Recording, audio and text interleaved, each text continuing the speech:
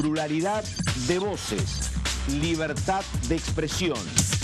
TTV es todo lo que un país en democracia tiene que ser. TTV es tu voz en el Congreso. Este 2023 seguí eligiéndonos. TTV, el periodismo en el Congreso.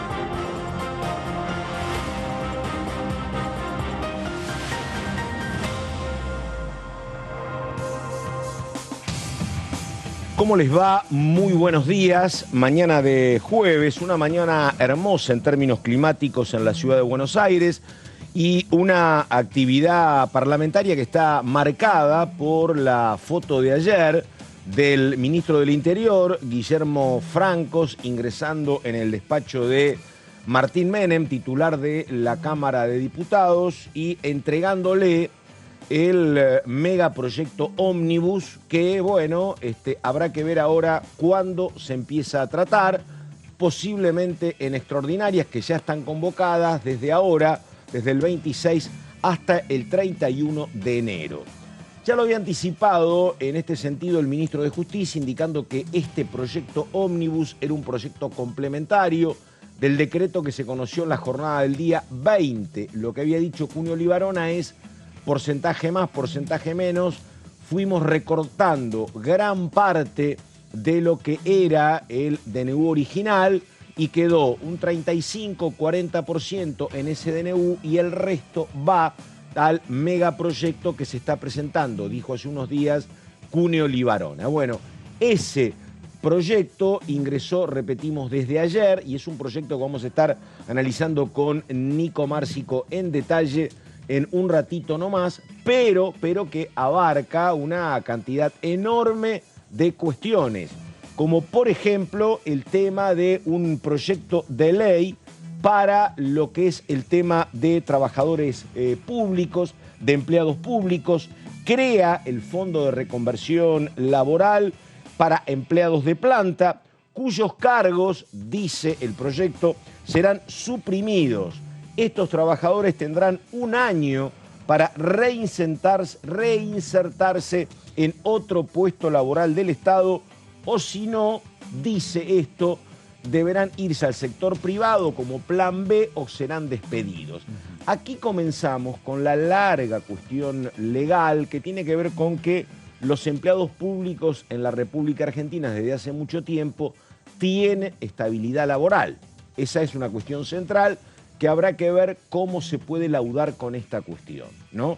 Porque además lo que hace este proyecto es delegarle una cantidad muy importante de facultades del Congreso, del Parlamento al Poder Ejecutivo, delegación de facultades por 2 años, prorrogables por 2 más, esto es, serían los 4 años de gobierno de Javier Milei. Habrá que ver lo que está pasando en el Congreso, por lo que he escuchado tanto del peronismo como del radicalismo, obviamente hay mucha mayor cantidad de voces de rechazo que de apoyo. No he visto, la verdad, respaldo parlamentario hasta acá para este proyecto que ingresó ayer, pero que recién estamos conociendo. Un proyecto que habla justamente de despido de empleados públicos, que habla mucho de todo lo que tiene que ver con el tema jubilatorio, donde se termina la actualización trimestral de las jubilaciones. El tema es que te dice el nuevo proyecto que se va a preservar las jubilaciones más bajas, como venía sucediendo, pero no te dice cada cuánto se van a actualizar ni en qué porcentaje. Así que la verdad que es también una cuestión muy delicada en materia de limbo, en materia de lo que no hay acerca de la legislación. También hay cambios notorios en lo que tiene que ver con la elección de autoridades. Se pasa a un sistema uninominal. Ya la crítica del radicalismo es: con esto estás perjudicando y complicando a los partidos más chicos y lo que estás haciendo es favoreciendo al que gana las elecciones. Nada más, y esto es muy riesgoso en materia de representación parlamentaria.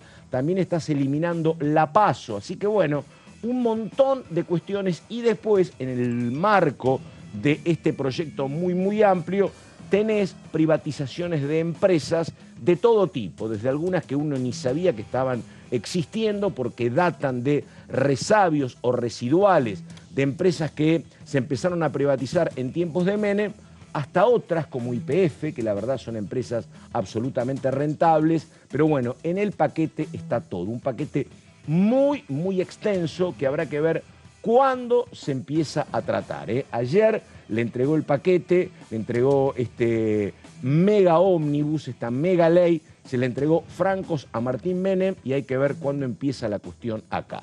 La hora, las 10 de la mañana con 5 minutos. Señor Márcico, ¿cómo le va? ¿Qué dice? Buenos días. Bien, ¿cómo estás, Pato? Horas de estudio, ¿no? Nos pusieron ayer a la tarde a estudiar y bueno, de esas 351 páginas que vos recién estabas repasando con algunos de los puntos principales. Después tenemos algunos detalles para profundizar en cuanto a los temas centrales y bien como decías, esta autorización a las empresas con las cuales no todas son, porque en un momento había dudas qué pasaba con las que son sociedad del Estado, con las que son sociedad anónima. Bueno, lo cierto es que cualquier empresa en la que tenga participación totalitaria o participación en porcentajes con recursos del Estado, bueno, todo eso, todo lo que tiene que ver con acciones en empresas enteras o porciones por parte del Estado es lo que se pone y se abre entonces, o se busca, mejor dicho, que se abra a la privatización para estas empresas. Son 41 empresas en total, los medios públicos por supuesto están entre ellos, también se incluye AISA, todo lo que tiene que ver con las empresas también de control de los puertos, son muchas en ese sentido, así que las vamos a estar repasando las 41 empresas en detalle. Y otro tema que también está siendo bastante materia de debate, Pato, por estas horas, tiene que ver con todo lo que está vinculado a lo ambiental, ¿no? Y lo ambiental también con respecto a lo que puede ser la modificación en materia de ley de fuego, en materia también de explotación minera, donde hay zonas preservadas en términos naturales, como también pasa, por ejemplo, con el caso de los glaciares. Bueno, vamos a varias cuestiones. Por ejemplo, ya hay reclamos de la industria automotriz. ¿Por qué? Alerta en las automotrices por la suba de retenciones. ¿Qué te dicen las empresas? No parte al medio. Según el proyecto de ley Ómnibus, los derechos de exportación de los vehículos locales pasarán del 5% actual, repito, derechos de exportación, al 15%. En ADEFA, que es la Cámara de Fabricantes de Autos en la República Argentina, donde, recordamos, hay mucho auto japonés, hay mucho auto americano, estiman que cada auto exportado ya carga con el 20% de impuestos sin contar las retenciones.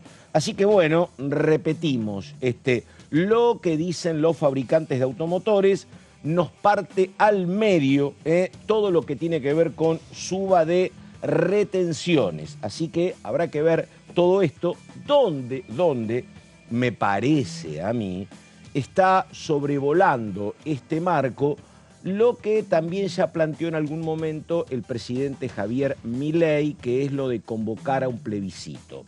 Ya sé, también ya lo aclaró algún funcionario del Ejecutivo, que el plebiscito no es vinculante. Pero la sensación que uno tiene es que esto es muy difícil que pueda ser votado en el Congreso así como está.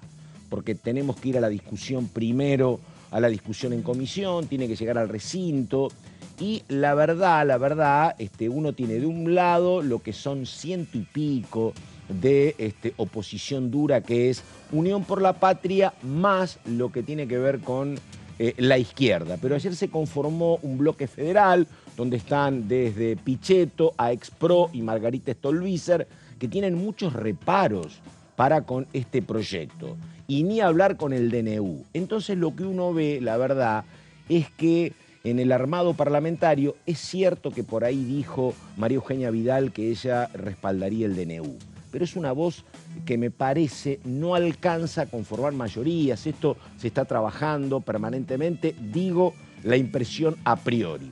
Parece muy difícil que este proyecto ómnibus y que incluso el decreto sean convalidados por el Congreso en lo que es este periodo extraordinario. Y ahí entonces aparece la instancia, reitero, del plebiscito, que, insisto, ya sé que no es vinculante, pero si acá hay un plebiscito, de un lado el gobierno, diciendo, mirá, esto es lo que queremos porque este es el objetivo, que puede ir desde darle más libertad a los argentinos hasta combatir la inflación.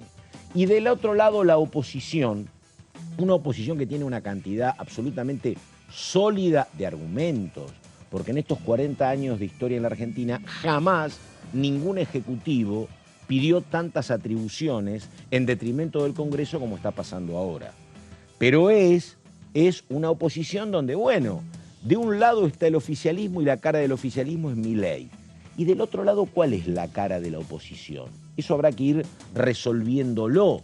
Pero estará, repito, de un lado el gobierno y del otro lado los que no quieren acompañar lo que te dice el gobierno, lo que la gente votó el pasado mes de noviembre. Y ahí habrá que ver, Pero repito, me parece a mí, vos mirás, sos gobierno, mirás un escenario parlamentario trabajoso, complicado, donde la oposición peronista se opone, donde el radicalismo te objeta formalidades que son de muchísimo peso, avances sobre la Constitución que no quieren convalidar, donde los propios PRO te dicen, no, hasta acá llegamos. Si yo veo eso, me parece que pensar en el plebiscito es una opción. Y habrá que ver qué sucede con el plebiscito y cuál puede ser el resultado. Pero está claro que si es un buen resultado para el oficialismo, los diputados que hoy son mucho más remisos para acompañar, tendrían algún tipo de condicionamiento. Repito, estamos hablando de esto como una opción en el medio de lo que por ahora es un debate parlamentario sobre la viabilidad o no para lograr mayorías del oficialismo en, repito, por un lado esta ley mega ómnibus que recién ayer ingresó a diputados y lo que va a ser luego el tema del decreto. Pero atención, atención, que en este proyecto hay un acápite, hay un artículo que habla de reforma del Estado. Y yo vengo diciendo desde hace mucho, cuidado que a lo mejor, si vos votás este capítulo que dice reforma del Estado, a lo mejor después te dicen, tal vez con razón parlamentaria, che, aquel DNU que yo te anuncié el 20 de diciembre está dentro de esta reforma del Estado que estuviste votando. Así que es un tema parlamentario para también ver de hecho, de a poquito. Hay un artículo específico, Pato, que es bien cortito y al pie, que dice, apruébese el decreto de necesidad y urgencia que es el 70 del 2023. Bueno, muy bien. La hora 10 de la mañana con 12 minutos. Hay mucho material. Vamos a ir primero con todo lo que tiene que ver con esta nota que me dicen que está en preparación. Hay mucho material. Diputados por ahora aparecen poco sosteniendo su opinión. Me parece que vamos a ir previamente por la ronda de todo lo que tiene que ver con la discusión en los bloques que ha comenzado en el día de ayer. Primer testimonio, por favor, a ver.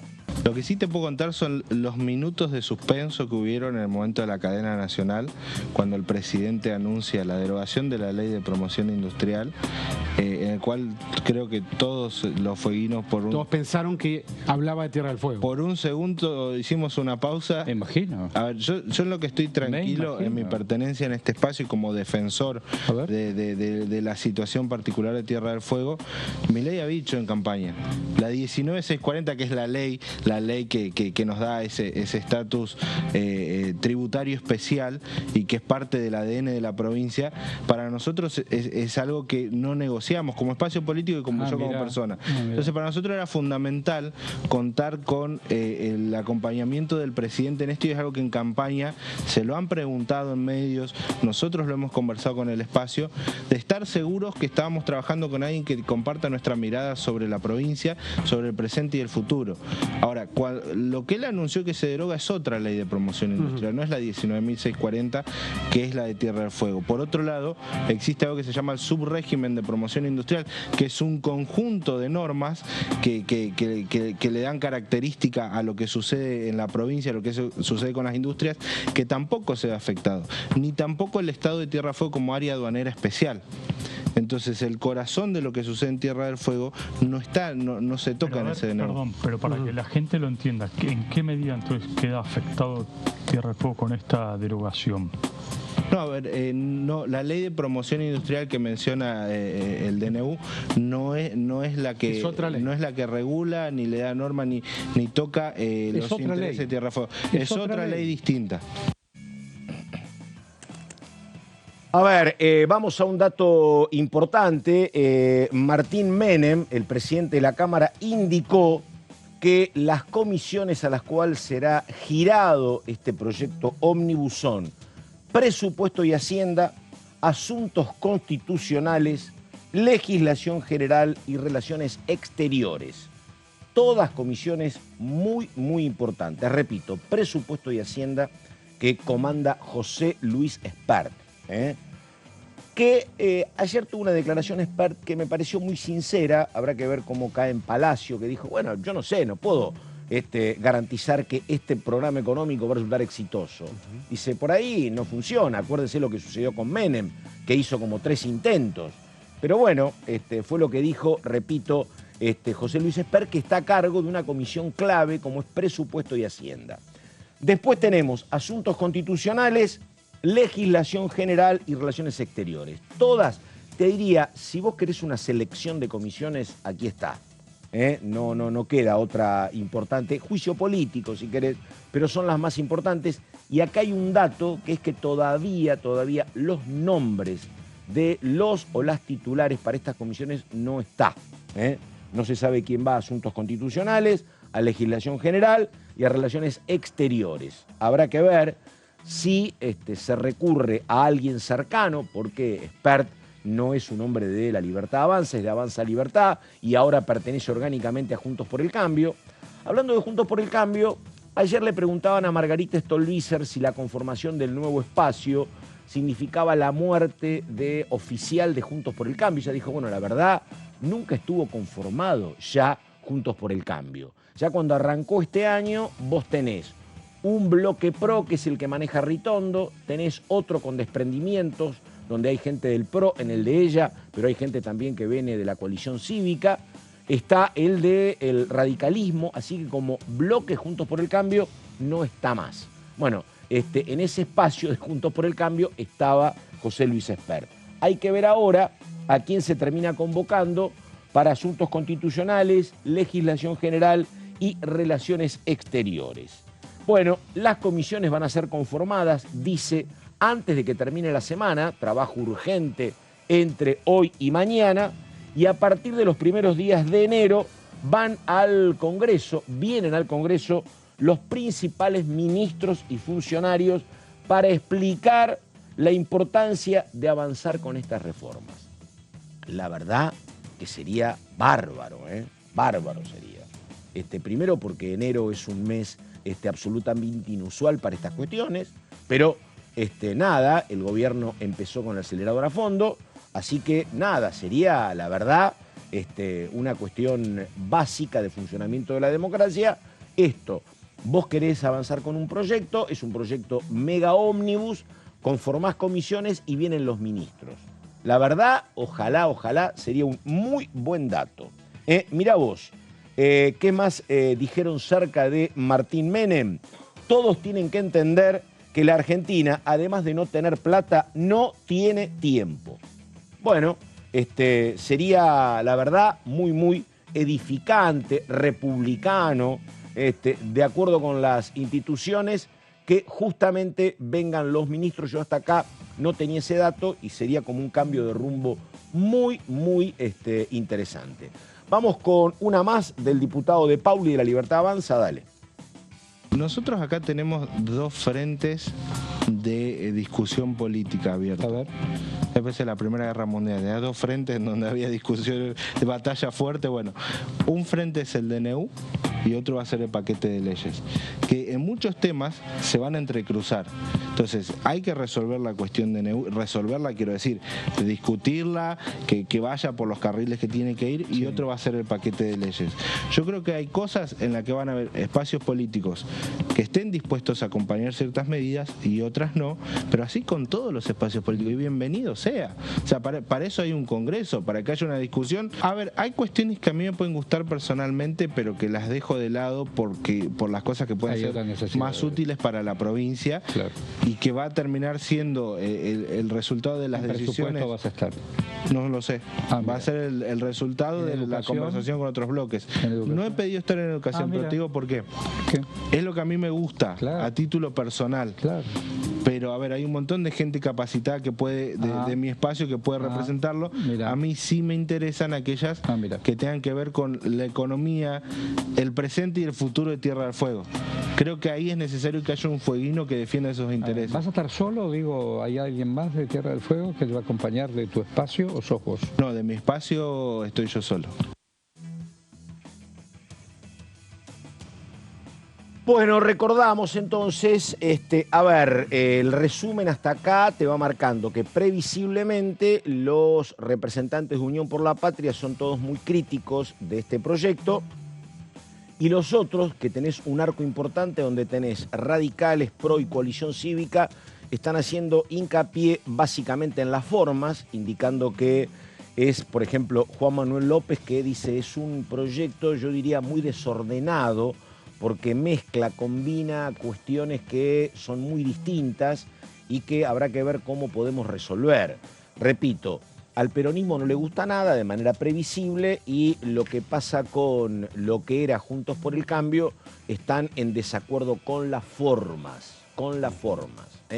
Es un tema, acá lo hablábamos con Di Mauro, muy complicado para la Unión Cívica Radical, me parece, en el sentido de que el radicalismo siempre fue un defensor clave de las formas, que no es poco. Y entonces para el radicalismo, ¿qué es lo que pasa? También para parte del PRO. ¿Vos dónde te ubicás? Acá lo hemos explicado. Vos tenés 107 más o menos diputados opositores entre el peronismo y la izquierda, tenés otros 150, donde puede trabajar prácticamente muy bien en términos de número el oficialismo, la Libertad Avanza. Pero digo, los radicales y todo lo que es ahora este bloque federal, donde están desde Pichetto a Margarita Stolbizer, ¿qué hacen? Porque si dicen, che, las formas son muy importantes, esto no puede pasar, no podemos mezclar todo. Si te dicen eso, te van a decir desde la vereda del oficialismo, ¿ves? Estás jugando para el peronismo. Y si no, y si decís, bueno, está bien, voy a acompañar, te van a decir, pero ¿cómo estás acompañando esto? Si antes razonablemente te horrorizabas cuando lo señalaban y apuntaban al kirchnerismo porque decían que eso era una escribanía, y vos decías que las formas son fundamentales y tenías razón, ¿por qué convalidar esto? Por eso digo que es un escenario para ellos muy debatible, muy discutido, donde no hay una sola opinión, y por eso yo no descartaba la posibilidad del plebiscito. Pero bueno, habrá que verlo. Es un proyecto muy, muy amplio que habla de todo: jubilaciones, privatización de empresas, cuestiones meramente formales, como indicar que los abogados, los jueces, en tribunales tendrán que vestir una toga negra a partir de ahora, cosa que no se estaba haciendo, no iban con el traje a dictar justicia, tendrán que colocarse en una toga negra. Son algunas de las resoluciones que se están habilitando. No va a haber condicionamientos o topes para ingresar productos importados cuando te vas de viaje. 1000 cuestiones. Hasta dicen, si hay un divorcio consensuado, podrás exceptuar el rol que cumplían los abogados. Mucha medida que hay que ver. Son 4 comisiones. ¿Cuándo puede llegar a ser tratada esta ley en el recinto? Pero tiene más datos el señor Márcico. A ver.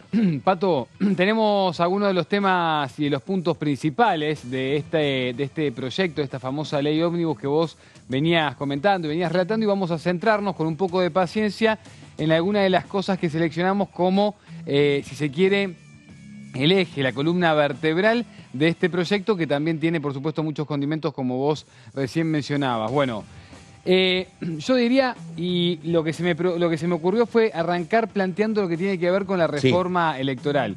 Creemos en la democracia, seguimos apostando, por supuesto, por este sistema, y entonces, bueno, como tiene muchas reformas en torno a este sistema y a este concepto, me parecía bien empezar por esta punta. A ver, ¿qué pasa con lo electoral? Bueno, lo principal es que se dispone la eliminación de las elecciones PASO. Esto sabíamos que en algún momento, más tarde, más temprano, iba a ser debatido e iba a pasar por acá por el Congreso. Bueno, ese es uno de los temas principales con respecto a la reforma electoral que recién veníamos mencionando y diciendo. Lo otro, cambio en la elección de diputados nacionales. Vos algo recién mencionabas al comienzo del programa. Esto lo que provocaría es un cambio en la composición de la Cámara Baja. Estuve sacando cuentas. Lo que haría esto, básicamente, si se avanza y se aprueba definitivamente, sería que en vez de 257 diputados, tengamos alrededor de 250 diputados. No cambiaría tanto en cuanto al número, sino más bien en cómo se accede a ese número. Muy discutible. El tema es que va a costar trabajo poder resolverlo rápidamente, pero está claro desde hace mucho tiempo que la provincia de Buenos Aires, por ejemplo, está subrepresentada. Sí. Y que hay otras que están sobrerepresentadas. ¿Qué digo con esto? Es cierto que entran un montón de diputados por la provincia, 35, pero vos hablás o ves el número de habitantes y ves que te cuesta mucho más ganar una banca en la provincia que en otra. Y eso, la verdad, que tampoco está bien. Es cierto que en un país macrocefálico, un cambio de esta naturaleza haría que la cabeza siga siendo más grande. Concentra más. Pero que la provincia esté subrepresentada es un dato que tampoco corresponde, que en algún momento lo tenés que saldar. Exactamente. Pero bueno, sí. Bueno, solamente los diputados de la provincia de Buenos Aires podrían ser el número de, obviamente después repartido entre las fuerzas, pero podría ser un número cercano a 100, que generalmente suele ser el número que ronda la primera minoría. Ahora eso lo vamos a detallar, Pato, en cuanto a números precisos. Pero ahí, claro, tal cual, lo que se está charlando y discutiendo es, bueno, qué pasa con la representación y qué pasa también con la concentración o no de los diferentes distritos del país. Es un proyecto pensado para que ganes la elección que viene y que la verdad tu conjunto de diputados crezca notoriamente. Exacto. Mucho más que los 47. Es un proyecto, además, que en algún momento lo aplicó el peronismo allá por los años 50. Cuando el peronismo perdía elecciones en la capital, redistribuyó el mapa, entonces donde le iba bien, algunos barrios los juntaba con otros donde le iba mal, y entonces la representación era más importante. Las famosas serpientes, le decían, Pato.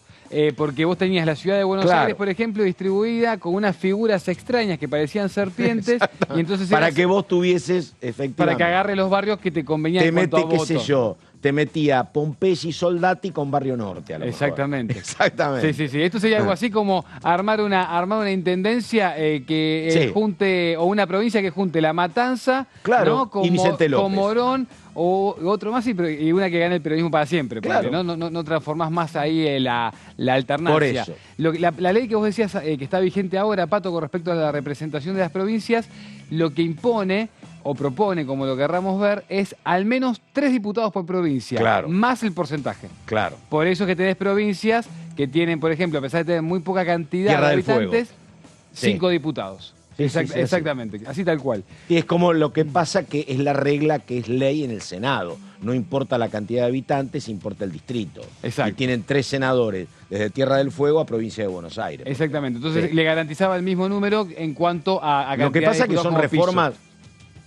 Discutidas en la Constitución durante muchísimo tiempo. Hubo 2 veces, Pato, que se hizo esto en la historia argentina. Una fue en 1904 y la otra en 1971. Claro, mirá vos. Fueron los 2 momentos donde se debatió... 71 plena dictadura, mirá vos. Exactamente. Preparando el 73. Exacto. Claro. Sí. Bueno, lo otro, lo que completa esta información y esto que estábamos contando recién, es la cuenta que se haría para esto. Claro, la cuenta lo que diría es, actualmente la ley que está vigente dice que el número de diputados nacionales a elegir es de un diputado por cada 161.000 habitantes o fracción no menor de 80.500 habitantes. El texto lo que propone es subir ese piso para que sea un diputado cada 180.000 habitantes o fracción no menor a 90.000, Pato. Y con esa ecuación ya te da lo que estábamos mencionando recién, y así es como te queda y te da. Bien, sigamos con algunos datos más. Cambiaría la cantidad de representantes por provincia, y acá es a donde quería llegar, porque acá tenemos el número de cuántos diputados quedaría por cada una de las provincias de la República Argentina y cada uno de los distritos. Bueno, ¿qué pasaría con la provincia de Buenos Aires? Se iría a 97 diputados por Buenos Aires, es decir, que suma 27 diputados. Tiene 70, claro. Exactamente, Pato. 21 por la provincia de Córdoba, suma 3. Acá se ve bien claro lo de la cantidad de habitantes. 20 por la provincia de Santa Fe, sumaría 1. 17 por la ciudad de Buenos Aires, te resta 8. ¿No? Ahí tenés otro de los datos. Estos como los distritos principales en cuanto a cantidad de habitantes, pero tenemos el resto de Mirá la distritos. sobrerepresentación de Cava, ¿no? Exacto. Eso es clave, Pato, y por eso también, bueno, es lo que te demuestra también que, bueno, lo de los habitantes en cuanto a lo que es la provincia de Buenos Aires, por ejemplo, se ve bastante desparejo. Sigamos con el resto de los distritos y de las provincias. 11 por Mendoza. Mendoza te sumaría 1. 10 por la provincia de Tucumán, que también te sumaría 1. 8 por Salta, que te suma 1. Y acá empiezan los que descuentan. 8 por la provincia de Entre Ríos, que resta 1. Misiones y Corrientes mantienen los 7 diputados. Sigamos con algunos más, porque también tenemos lo que pasa con Chaco, que tendría 6 y perdería un diputado en representación. Lo mismo pasa con Santiago del Estero. Parecido con San Juan y con Jujuy, que quedarían con 5 diputados nacionales, restarían 1 cada uno. Después Río Negro y Neuquén, las dos provincias vecinas de la Patagonia, quedarían con 4 diputados, es decir, que descontarían un diputado cada una. Sigamos, porque después tenemos Formosa, que estas son las provincias que más representación perderían, y atentos porque te quedaría Formosa con 3, perdería 2 diputados, lo mismo pasa con Chubut. San Juan también pasaría lo mismo, te quedaría con 3 diputados, perdería 2, y también con Catamarca, que sería muy notoria la pérdida de la representación en la Cámara de Diputados, quedaría solamente con 2 diputados, perdería 3 bancas en cuanto a la representación, al igual que la provincia de La Rioja. Estas dos provincias junto con Formosa, históricamente peronistas, ¿no? Bueno, eso también es un dato que no es menor para analizar. Sigamos para completar esta información, porque vos mirá cómo queda la provincia de La Pampa, que quedaría solo con 2 diputados y perdería 3 bancas, al igual que la provincia de Santa Cruz. Y lo de Tierra del Fuego es, sin duda, una de las cifras que por ahí podría llegar a entenderse como más cuestionable, porque te quedaría Tierra del Fuego solo con una banca, solo con una representación legislativa en la Cámara de Diputados, perdiendo 4 bancas, ¿no?, que son las que conforman las 5 que tiene actualmente esa provincia de la punta sur del país. Bueno, vamos al otro de los temas. Recién veníamos con lo electoral. Hay uno que me preocupa, ver, que lo estaba escuchando, que dice lo siguiente, lo debes tener ahí. Si nosotros, vos, yo y Cintia, que es nuestra productora, nos vamos a tomar un café cuando terminamos para decir lo mal que salió esto, si somos 3 en la calle, podrían señalarnos que tenemos que comunicar esa reunión. Exactamente. ¿Es así o no? Es una exageración. No, es así tal cual, Pato. Es así tal cual. No puse ese artículo. Lo que haces para no pagar un café, ¿viste? Márcico. No nos podemos reunir más, te voy a decir. Claro, exactamente. Dale, entonces así me evito para el FECA. Dale. Eso, Pato, que acabas de decir, y siempre y cuando sea, por supuesto, en la vía pública, ¿no? Sí. Entendemos que no va a pasar justamente en cafeterías, restaurantes o no, pues si no, si tenés 2 o 3 pibes ya fuiste, no puedes salir a cenar. Exactamente. Bien. Pero en la calle no podemos. Quedarnos a hablar. Está bien. Mira, te voy a leer el artículo porque no lo puse acá. Protesta social, dale, a ver. Vamos con eso, dale. Pero te voy a leer ese artículo que acabas de mencionar, porque está y quedó detallado, y lo tengo acá para destacarlo. Dice así lo que vos acabas de mencionar, Pato. El artículo 331. Reunión o manifestación. A efectos de este capítulo de la ley, entiéndase por reunión o manifestación a la congregación intencional o temporal de 3 o más personas en el espacio público con el propósito del ejercicio de los derechos aludidos en la presente. Ese es el artículo que vos recién acabas de mencionar. Bueno, el resto de los artículos que dicen, Pato, son los siguientes. Se agravan las penas de 1 a 3 años y 6 meses de prisión para quien, sin crear una situación de peligro común, impidiere, estorbare o entorpeciere el normal funcionamiento de los transportes por tierra, agua o aire, o los servicios públicos de comunicación, de provisión de agua, de electricidad o de sustancias energéticas. Tiene que ver todo esto con las diferentes formas de corte, ¿no? O de reclamo social, como se conoce actualmente. Sigamos con otros datos más sobre esto. Porque dice también que se agregaría que si se impidiera, estorbare o entorpeciere la circulación o medios de transporte público portando un arma propia, impropia, se causare daño a la integridad física de las personas, la pena será de 2 a 4 años de prisión, siempre que no constituyere un delito más severamente penado, ¿no? Por supuesto que en el caso de homicidio, por poner un ejemplo, o cualquier otro tipo de delito que en todo caso, al que en todo caso le correspondiesen más cantidad de años. Bien, esto con respecto, Pato, a la protesta social. Junto con eso que vos acababas de decir y que mencionábamos recién, por supuesto, son los tres puntos destacados de esta parte, ¿no? Y del título de la protesta social.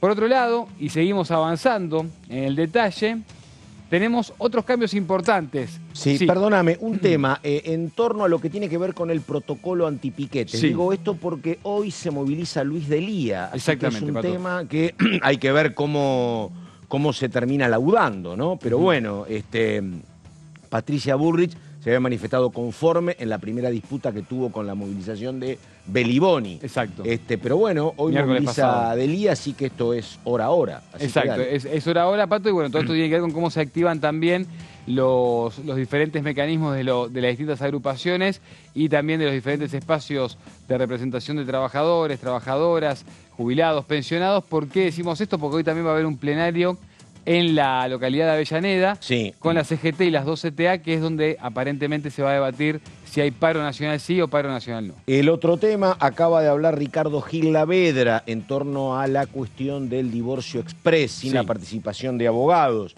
¿Qué es lo que te dicen los que respaldan esto? ¿Ves? Es el curro de los abogados, ¿para qué los querés? Y lo que ya está es el divorcio, no necesitas ningún protocolo. Bueno, lo que dice Ricardo Gil Lavedra es que nos vamos a oponer enfáticamente a esta modificación. El divorcio no es solamente la cuestión del vínculo. Cuando una pareja decide separarse, hay infinidad de cuestiones que están conectadas entre sí.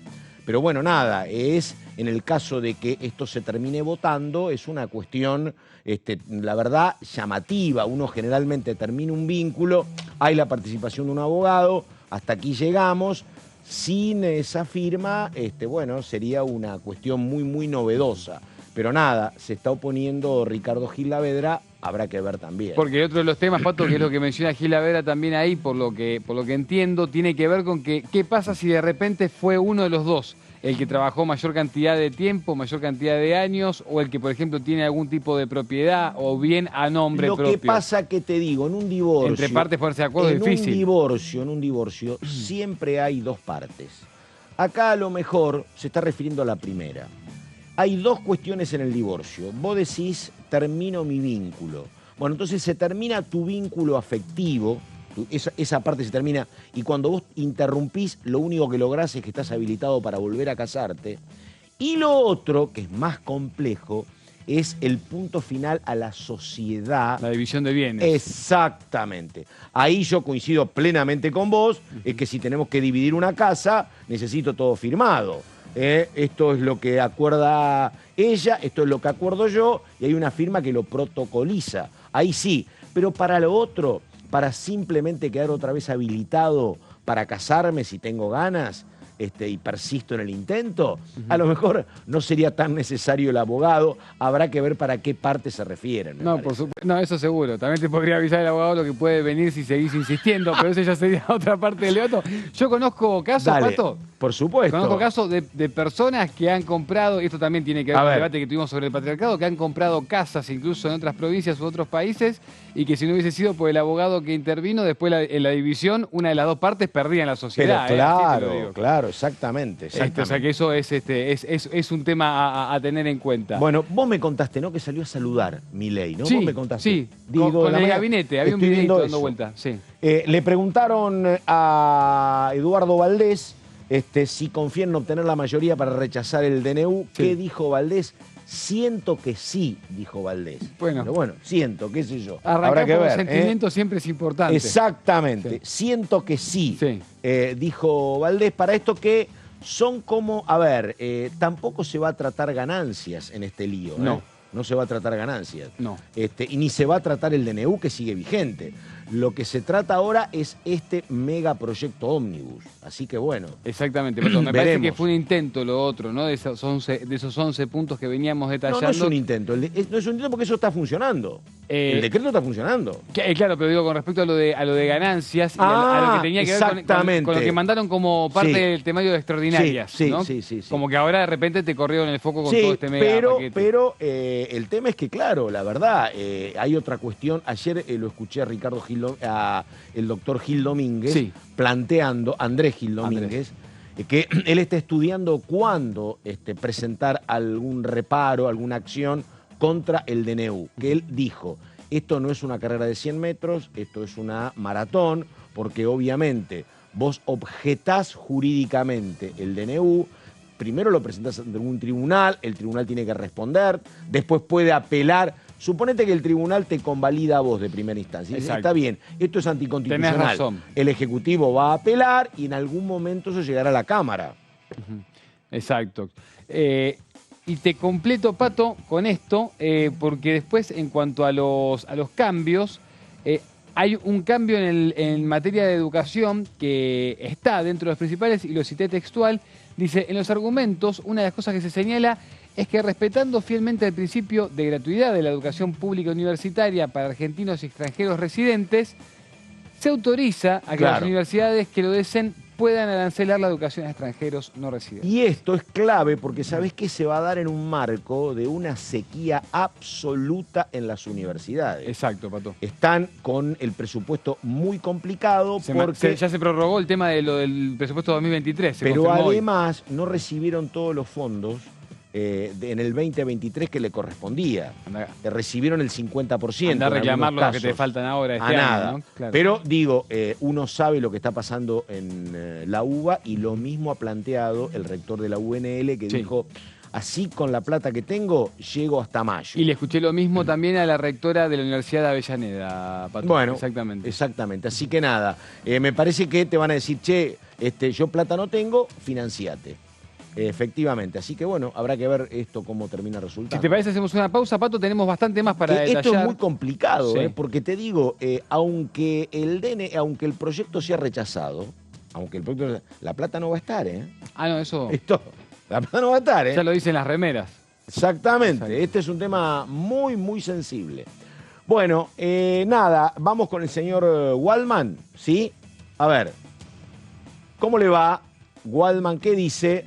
Ahí estamos, caballero. ¿Qué tal? Muy buenos días, estimadísimo señor Pato Méndez. ¿Cómo anda, Fabián? Bien. ¿Dónde está, Fabián? ¿En gobierno? En gobierno. A propósito de lo que estaba charlando recién con Nico, a quien le mando un gran abrazo, ayer escuchaba en una entrevista a Emiliano Jacobiti, vicerrector de la UBA, y él efectivamente decía que, si lo sintetizo así, la universidad estatal en la Argentina es uno de los pocos espacios que está reconocido por toda la sociedad.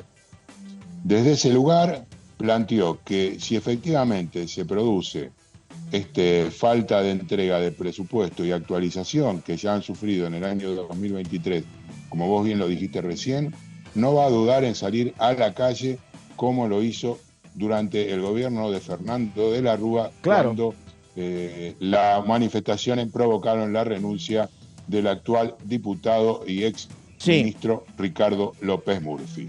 Sí, bueno, es así, te digo, porque uno lo recuerda particularmente a eso, y además había una cuestión en ese momento que era muy interesante porque ya estaba muy complicado de la Rúa, un de la Rúa que ni siquiera había podido presentar candidatos propios a diputados. Ese era el nivel de deterioro que tenía el oficialismo en el 2001.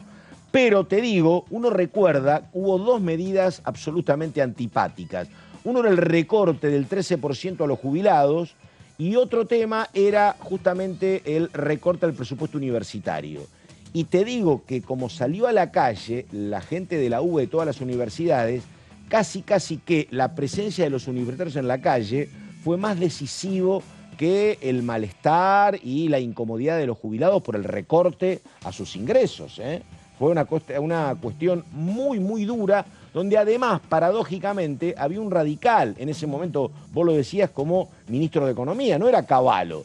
Y la verdad que para la historia radical, recortar el tema presupuestario era como una cuestión de decir, no, hasta acá llegamos. Así que uno lo recuerda muy bien a eso, sí, efectivamente. Y te acoto una cosa más, si hablamos de arancelamiento de las universidades. Durante la dictadura militar, yo cursaba en la Facultad de Ciencias Exactas y en ese momento fue uno de los intentos justamente del gobierno dictatorial a través de la implementación de chequeras.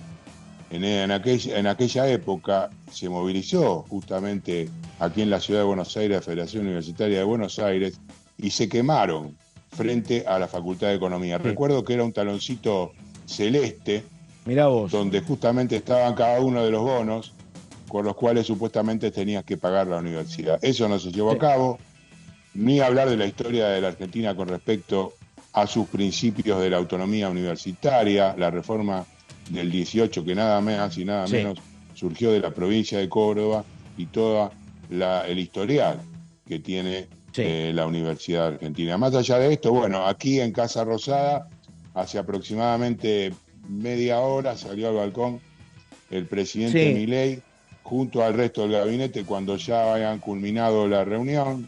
Saludaron, había unas pocas personas en la Plaza de Mayo, no hubo prácticamente ningún tipo de repercusión a los que estaban caminando, más allá de alguna foto, y eso fue lo que se vivió hace instantes aquí en Balcarce 50. Mientras el recorrido allí hacia el Parlamento, bueno, están las repercusiones, por ejemplo, dentro de la propia Libertad Avanza, que Osvaldo Sago dijo que desconocía el contenido de la ley ómnibus y desde el Frente de Todos, de Unión por la Patria, salieron de alguna manera a decir que era una medida en consulta y que todo el peronismo, a partir del Zoom que establecieron ayer tanto senadores como diputados y gobernadores, se va a mantener unido. Vos sabés que estaba pensando, Fabián y Nico, en un tema que vos estás planteando, que es interesantísimo, lo que vos contabas de el tema, lo que ambos hablábamos de aquel momento universitario del año 2001 y esta decisión ahora de Jacobiti, porque la verdad que hay una gran cuestión que es qué puede pasar hoy, porque en aquel momento la salida a las calles de los jóvenes fue decisivo. Y hoy lo que me estoy preguntando es cuál es esa realidad, ¿no? Porque pasaron 20 años, fueron 20 años donde proliferaron absolutamente las universidades privadas, ¿no? Sí. Absolutamente. Ayer hablaba con un diputado del radicalismo que me dijo, yo sabés que a los libertarios los conozco mucho. Le digo, ¿por qué los conoces tanto? Porque yo hice un posgrado en economía en una de las universidades privadas donde, la verdad, dice, hace 10 años parecían unos nerds los libertarios que nunca iban a llegar a nada. Así que yo los conozco, sé cómo piensan. Pero también hay una modificación entre lo que era el joven de hace 20 años, donde era inconcebible casi en la Argentina algún partido de derecha. En el 2001 había hecho, después de eso hizo una elección del 17% López Murri, pero no había otra cosa. Exacto. Hoy, la verdad que habrá que ver qué sucede. Hoy, ¿qué tiene uno en las universidades públicas? Tiene una mayoría de franja morada, hay también participación de la izquierda, hay participación del peronismo. En el mundo público, en el mundo privado es otra cosa. Y está claro que hay un sujeto, te lo dicen las encuestas, entre 20 y 30 años, que votaba mucho a Milei. Por eso digo, la verdad que sería como muy interesante ver qué pasa cuando Jacobiti diga vamos a la calle. Habría que mirar con mucho detalle. Creo sí que no es la realidad de hace 20 años. Exacto, pero Pato. no sé cómo será esta, ¿eh? No sé si para Jacobiti es mejor, si es peor, si los jóvenes irían más o menos. A lo mejor hay para todo, porque tenés todavía mucha gente combativa en las públicas. Pero bueno, ¿qué dice el señor Waldman? A ver. Bueno, al margen de esto, bueno, todas las cuestiones relativas a lo que falta de leer, ¿no? Sí, claro. De esta ley que pretende el gobierno. Justamente hace unos días decían no queremos empiojar el tratamiento, por eso mandamos una sola ley. Esa fue la definición que dio acá una de las voces más autorizadas cercanas a Javier Milei. Bueno, una ley que tiene 644 artículos y entre uno de ellos considera que también se dé por aprobado el DNU, claro, es un poco raro, por lo menos, ¿no? Coincido. Me parece que y otra cosa, en principio es extraño. Sí, y hay otra cosa, porque yo no sabía, pero lo que comunicaron es que ahora van a conformar todavía 4 o 5 comisiones claves. Una ya está, que es Presupuesto y Hacienda, la otra es Legislación General, Relaciones Exteriores, y que la idea es que vengan los ministros a explicar en comisión algunos de estos proyectos que, como vos decís, estamos todavía mirando. Sinceramente, yo no veo que el gobierno, que el Ejecutivo ponga acá, no sé, a Sandra Petovelo, a la propia Bullrich, a Caputo, ¿no? A la propia ministra de Relaciones Exteriores, con un escenario, siempre es un escenario adverso porque tenés minoría, a que sean como muy cuestionados. Yo no sé si eso va a pasar, la verdad. Me parece que si pueden gambetear ese escenario, lo van a hacer. Exacto. No creo que el gobierno tenga ganas de que pasen momentos incómodos contra opositores de todo color. Si vos no tenés para garantizar con los propios en las comisiones. Bueno, Pato, hablando de esto, Fabi, mira, le sumo un dato que no llegamos a mencionar todavía, pero hace un ratito nada más, en una radio muy conocida, Oscar Sago, titular del bloque La Libertad Avanza, acá en la Cámara de Diputados, dijo que él no está de acuerdo con que 3 personas tengan que pedir permiso para poder reunirse en la calle. O sea que digo, ya puertas adentro también están surgiendo algunos debates, ¿no? Y diferencias con lo que se publicó. Sí, a propósito de eso, estuve hoy a la mañana en la puerta de la ministra de Seguridad, Patricia Bullrich, 2 definiciones. Por un lado, con respecto a esta movilización que protagoniza Luis Delía en la provincia de Buenos Aires, dijo que esa era responsabilidad de Axel Kicillof. Y por otro lado, con respecto a esto que está planteando Nico, dijo que dio el ejemplo: si 3 personas se bajan de un auto y se acercan a un policía, merecen, digamos, de alguna manera que se haga cumplir esta ley que pretende llevar adelante Javier Milei. Más allá de esto, la discusión va a estar. Yo creo que inclusive en off algunos diputados de La Libertad Avanza reconocen que no va a haber tratamiento del DNU hasta un par de meses por lo menos, con lo cual la entrada de vigencia del día de mañana de esta ley lo va a poner en pleno derecho al gobierno nacional para avanzar en el DNU que sancionó el miércoles de la semana pasada. Y como vos coincido, Pato, en que no creo que tengan mucho interés en venir a defender este proyecto de ley ómnibus. Ya anticipó de alguna manera elípticamente el propio presidente Milei, señalando que entiende que hay algunos legisladores, que los legisladores son lerdos, que no trabajan, que inclusive sugirió, aunque después Adorni minimizó la definición de las coimas que cobrarían, pero creo que ahí hay un destrato que muchos diputados señalaron el mismo día de la asunción presidencial, cuando habló de espaldas al Congreso de la Nación y frente a la plaza de los 2 congresos. Así que inclusive un dato más. ¿Cuál es el expertise que tienen muchos de estos funcionarios para ir a una comisión de estas características, para enfrentar en un diálogo, en un debate, a legisladores que tienen muchísimo tiempo? Hay funcionarios a los cuales no se les conoce la voz. Por ejemplo, el jefe de gabinete, Nicolás Pose, aquí en Casa Rosada no ha brindado ninguna declaración. El único que más o menos podríamos decir que tiene algo de trato con los medios es Guillermo Francos. Inclusive, una cosa extraña, fue el que llevó ayer en una caja en las imágenes que estamos viendo a Martín Menem, cuando en realidad el que debe presentarlo ante el Congreso de la Nación es el jefe de gabinete. Claro. Así que la verdad es que hay muchos lugares por donde seguramente podrían entrar los funcionarios y yo creo que esta diatriba de Javier Milei contra los legisladores, un cuerpo por el otro lado del cual él formaba parte hasta hace 15 días y hoy sentencia como enemigo del Poder Ejecutivo, que no creo que se hagan presentes.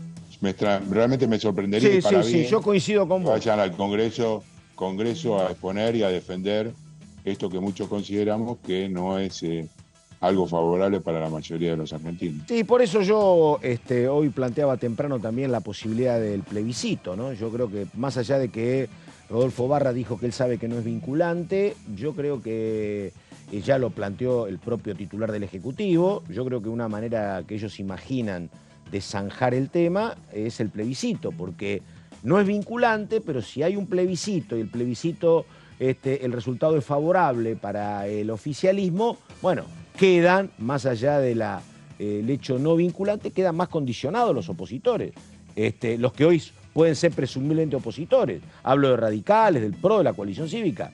Y él juega con eso, así que me parece que es una instancia que yo no descarto. Habrá que ver cómo son los tiempos, ¿viste, Fabi? Porque a lo mejor hoy te están acompañando, en un mes la inflación está muy alta y el escenario se te complica, o en un mes y medio la inflación baja y tenés un mejor ámbito. Siempre fijar la fecha del plebiscito es un poco compleja, pero me parece que van a ir por ahí, me parece, pero bueno. Sí, yo creo que en este caso los tiempos se han acelerado. Es la primera vez en la historia que a 15 días de asumido un gobierno ya hay expresiones tan importantes, por lo menos en las calles, como se han visto. Sí. Y yo creo que a partir de la semana que viene, si efectivamente el transporte eleva su valor entre 500 pesos y 800 pesos, como están indicando algunos medios y pretenden los empresarios ante la quita de subsidios, esto puede acelerarse aún más, porque está claro que con los sueldos, los salarios estancados, la vida diaria aumentando día a día, se hace muy difícil si no hay una recomposición en ese sentido. Bueno, caballero, muchas gracias. Fabián Waldman, trabajando en la Casa de Gobierno. Fabián, nos vemos en cualquier momento, caballero. Buen día. Abrazo grande para vos y para Nico. Chau. Bueno, estamos en la primera mañana con Márcico. Vamos a la pausa y ya seguimos, por favor.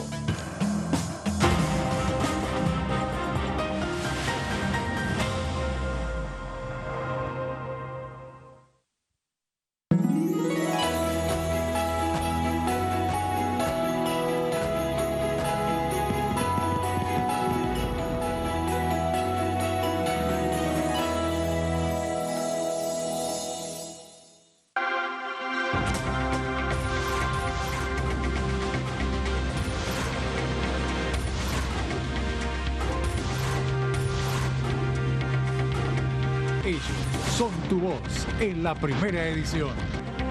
DTV, el periodismo en el Congreso.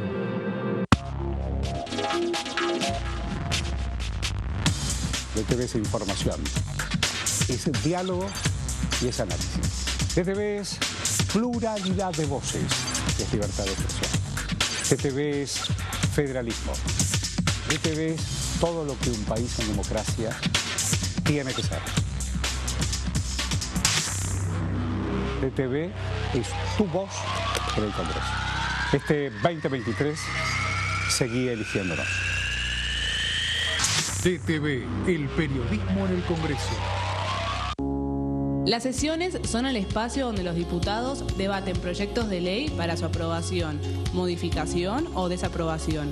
En una misma sesión se pueden tratar varios proyectos de ley. Desde el 1 de marzo, cuando el presidente las inaugura, se desarrolla el periodo de sesiones ordinarias.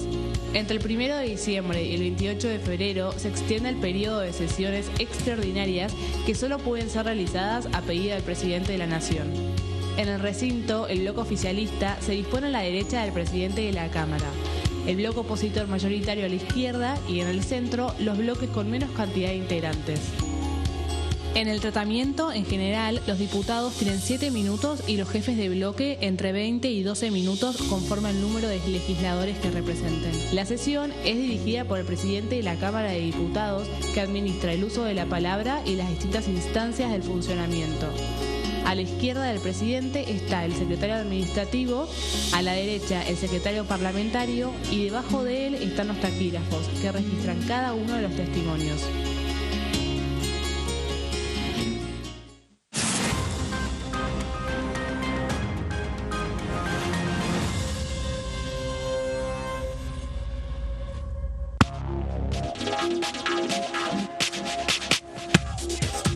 DTV es información, diálogo, análisis. DTV es federalismo, pluralidad de voces, libertad de expresión. DTV es todo lo que un país en democracia tiene que ser. DTV es tu voz en el Congreso. Este 2023, seguí eligiéndolo. DTV, el periodismo en el Congreso. ¿Cómo le va? Esto es el análisis por aquí por DTV, el análisis por Diputados Televisión. Somos un grupo de legisladores muy respetuosos, sobre todo del federalismo. Quiero resaltar esta cualidad o esta impronta que le ha puesto el presidente de la Cámara a esta reunión con la delegación china, porque en primer lugar integró, digamos, a varias regiones del país. Me tocó a mí hablar un poco de la situación de Corrientes, explicar fundamentalmente cuáles son las fortalezas de nuestros productores, de nuestro microclima, de nuestros ríos. Bueno, nosotros en el bloque hemos hablado de tratar de poder integrar las comisiones de presupuesto, energía, salud, medio ambiente. Son los que nosotros continuamos, ¿no es cierto?, acá en Misiones y los que más venimos trabajando. DTV, el análisis, de lunes a viernes.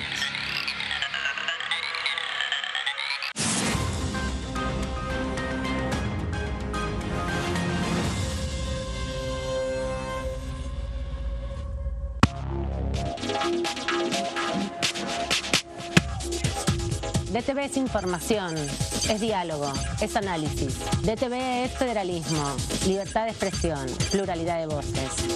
DTV es todo lo que un país en democracia tiene que ser. DTV es tu voz en el Congreso. Este 2023, seguí eligiéndonos. DTV, el periodismo en el Congreso.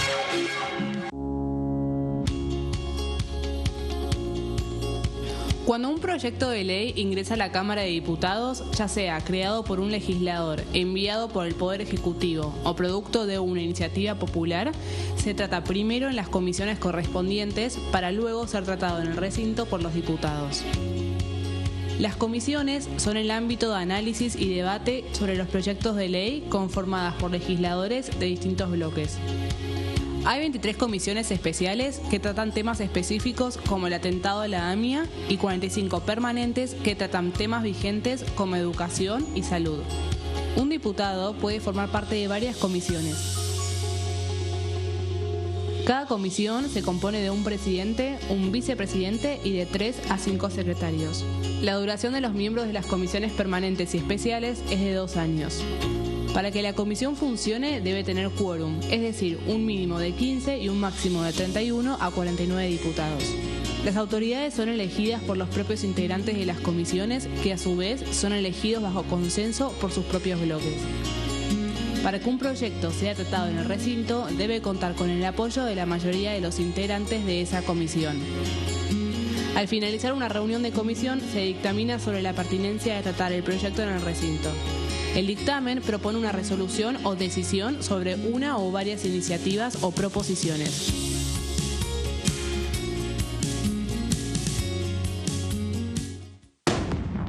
¿Cómo les va? Muy bienvenidos a una nueva edición de Ecoagenda. Bueno, tenemos que entender que la obsolescencia programada no es algo nuevo, es algo que viene de muchos años, es más del siglo anterior. Lo primero que se ha sufrido obsolescencia programada fue las bombillas de luz. Y estudié en la UBA Gestión Ambiental Metropolitana, que también tiene una parte de derecho ambiental, porque al final tiene que ver con estudios de impacto ambiental, evaluaciones ambientales, donde también se necesitan abogados. Entonces por ahí usar ese conocimiento jurídico para esta parte más de gestión ambiental, que creo que es como bastante importante.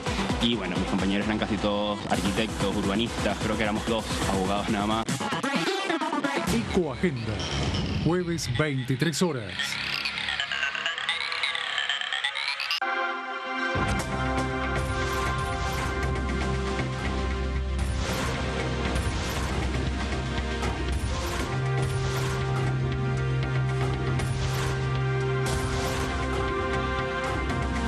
Ellos son tu voz en la segunda edición.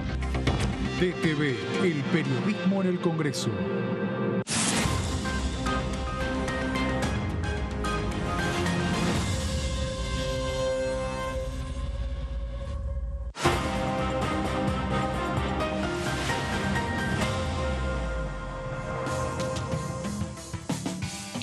Bueno, exactamente las 11 de la mañana con 4 minutos. Ya pasó el señor Waldman sobre lo que estaba aconteciendo en Casa de Gobierno. Y ahora vamos con este proyecto mega ómnibus que ingresó ayer, que la verdad los constitucionalistas están mirando en detalle, porque hay un montón de cuestiones que corresponden ser tratadas de manera individual. Recién miraba uno que dice, mira, el tema es que tenés 655 cuestiones.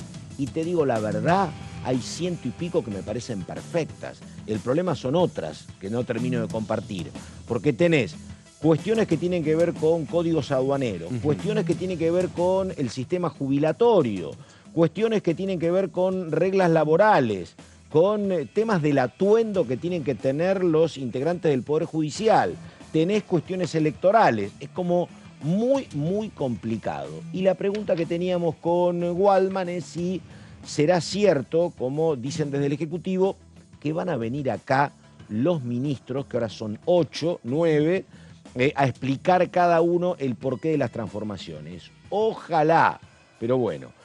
Señor Márcico, diga, a ver. Pato, vamos a completar la información que veníamos detallando en cuanto a los puntos centrales sobre este proyecto y este paquete ómnibus de leyes que llegó al Congreso y a la Cámara de Diputados en el día de ayer, y lo vamos a completar con las empresas, finalmente, que ya están ahí dispuestas y detalladas en ese proyecto ómnibus, de cuáles son las empresas que tienen participación del Estado Nacional y que pueden entonces ser privatizadas en su totalidad, o las acciones que tiene el Estado Nacional en ellas, sobre ellas, hasta este momento.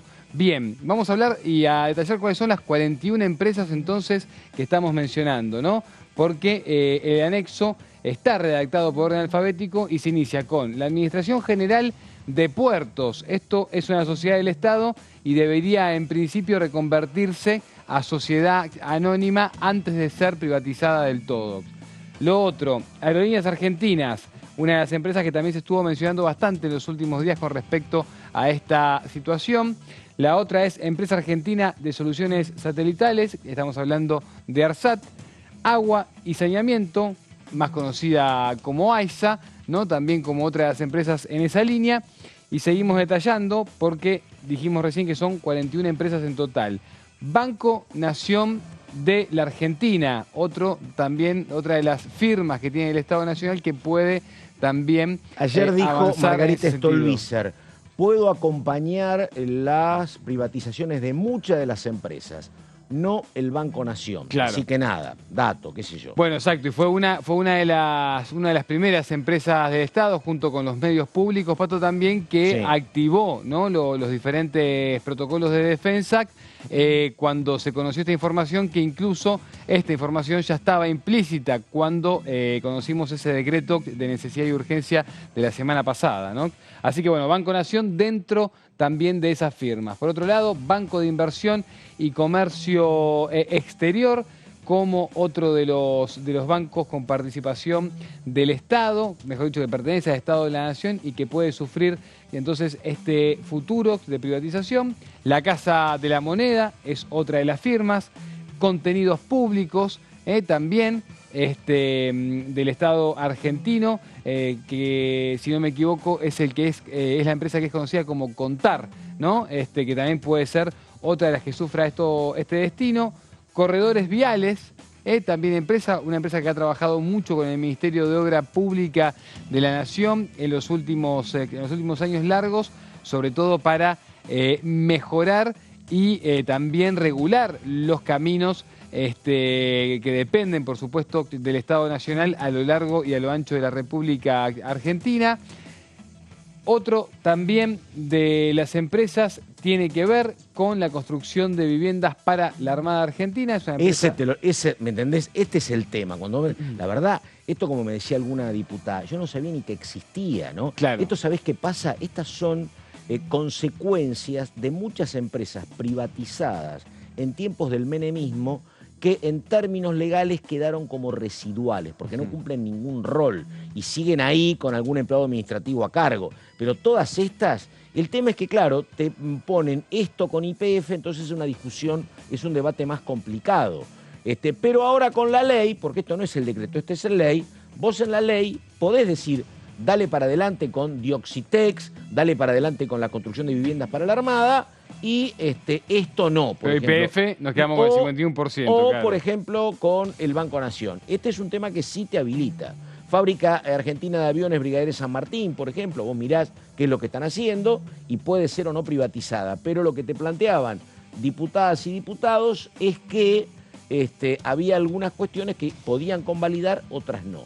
Pero bueno, obviamente, cuando entras con este debate se hace la cuestión mucho más prolongada, que es la resistencia que el Ejecutivo le pone a este debate. Pero dale. Exacto, Pato. Después, por ejemplo, y después también ver, porque bueno, a ver, construcción de viviendas para la Armada Argentina, es una pregunta, podemos ver cómo se puede resolver quizá la construcción de esas viviendas de otra manera, cuántas viviendas son también las que se hicieron en los últimos 20, 30 años, etcétera, etcétera. Ahora, por ejemplo, Dioxitex, porque también hay empresas que no las conocemos, no tenemos ni idea, pero que cumplen un rol central.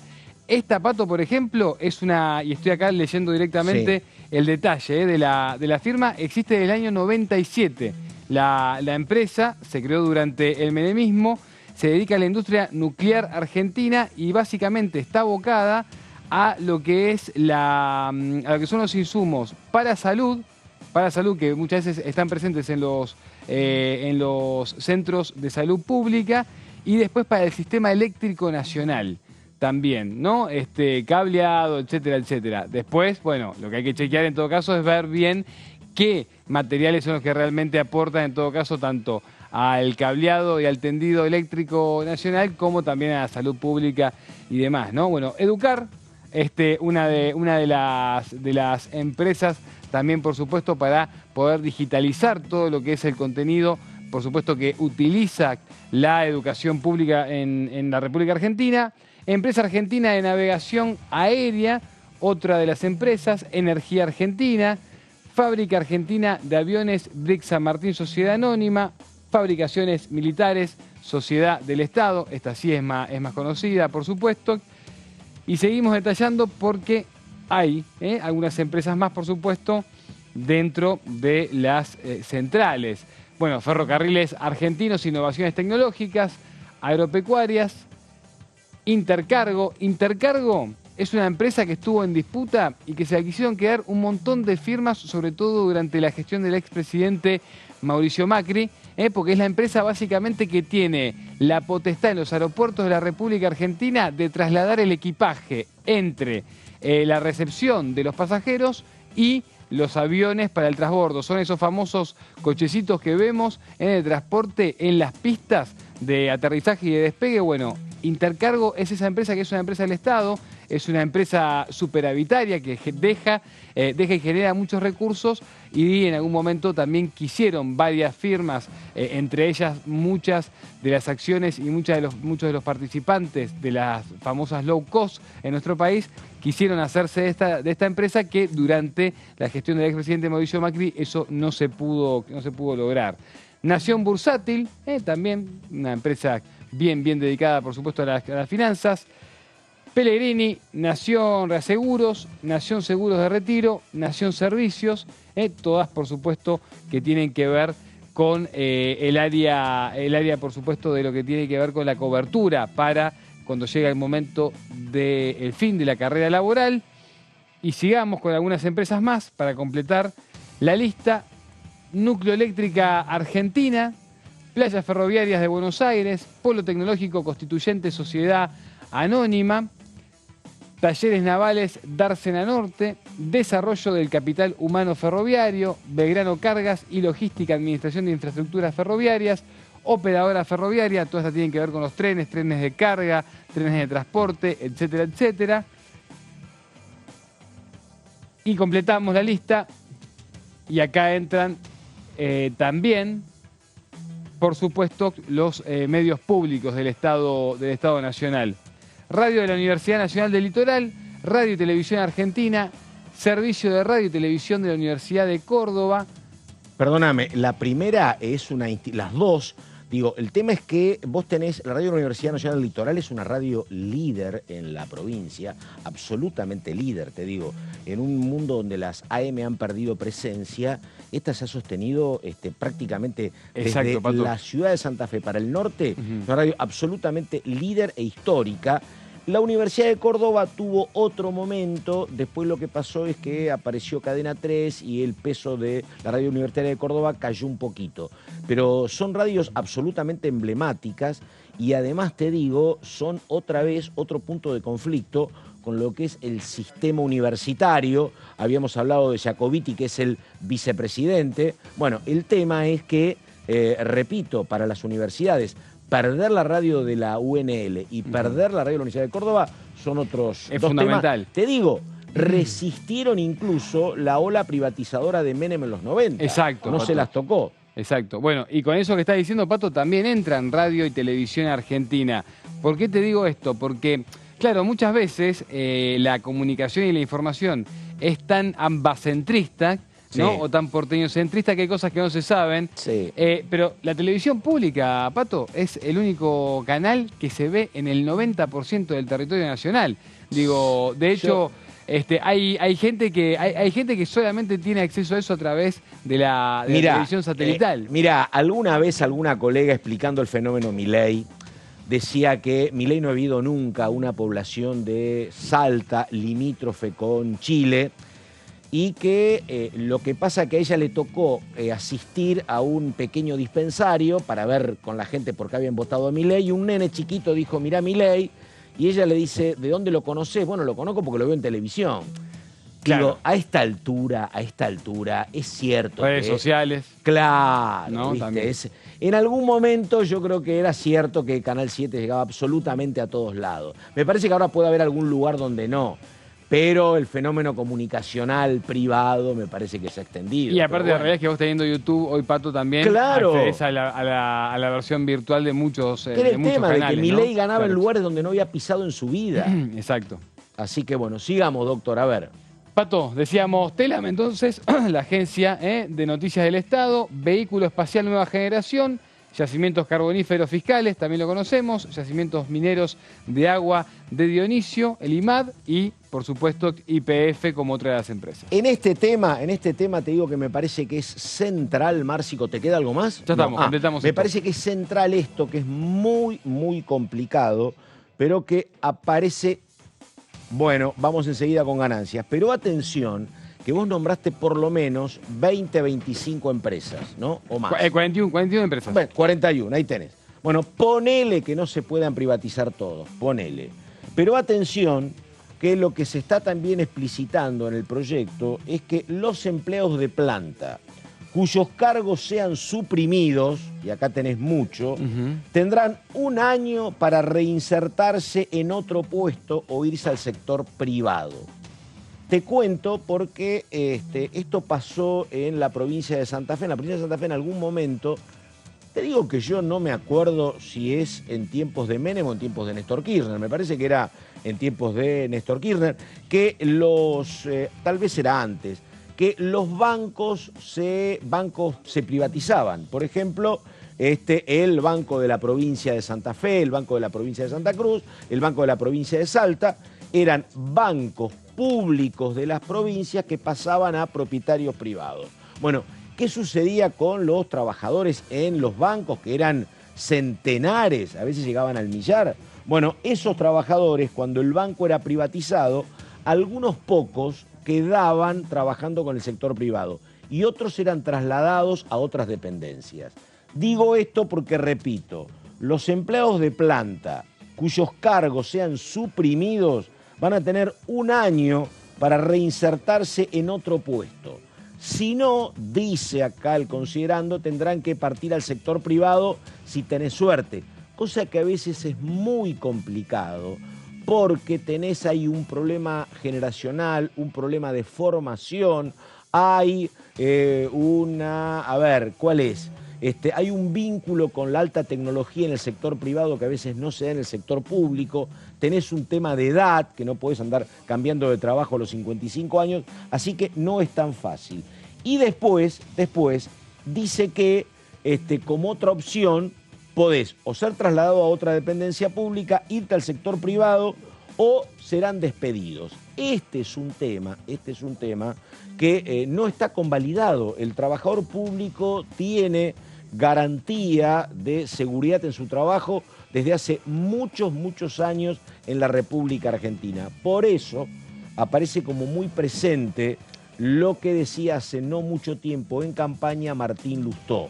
¿Qué decía Martín Lustó? Che, ¿para qué vamos a andar haciendo eso engorroso que es echar gente?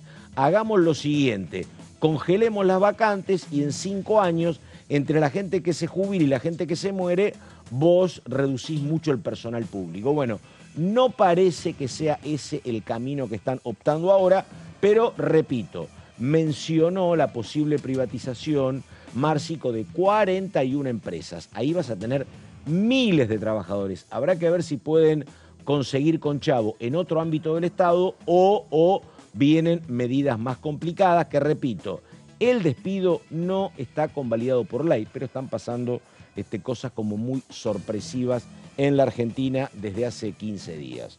La hora 11 de la mañana, 20 minutos. Vamos con este compacto sobre el tema ganancias, por favor. No estoy de acuerdo en esto de que se eliminó la 4ª categoría. En realidad lo que hubo fue un incremento en el mínimo no imponible a un monto muy elevado de 15 salarios mínimos, pero no se eliminó, con lo cual, y hay muchas otras cosas para revisar, la verdad, en el impuesto a las ganancias. Nos quedó algún sinsabor en cómo se dio la discusión, porque me parece que se podría haber mejorado mucho el diseño del impuesto. Pero digo, si el Ejecutivo, el oficialismo quiere volver a discutir ganancias, pues que envíe un proyecto al Congreso y se discutirá. La primera cosa que tenemos que recordar que lo que se votó hace unos meses atrás no fue la eliminación total del impuesto de ganancias, fue solamente para un determinado grupo y sector y una determinada característica.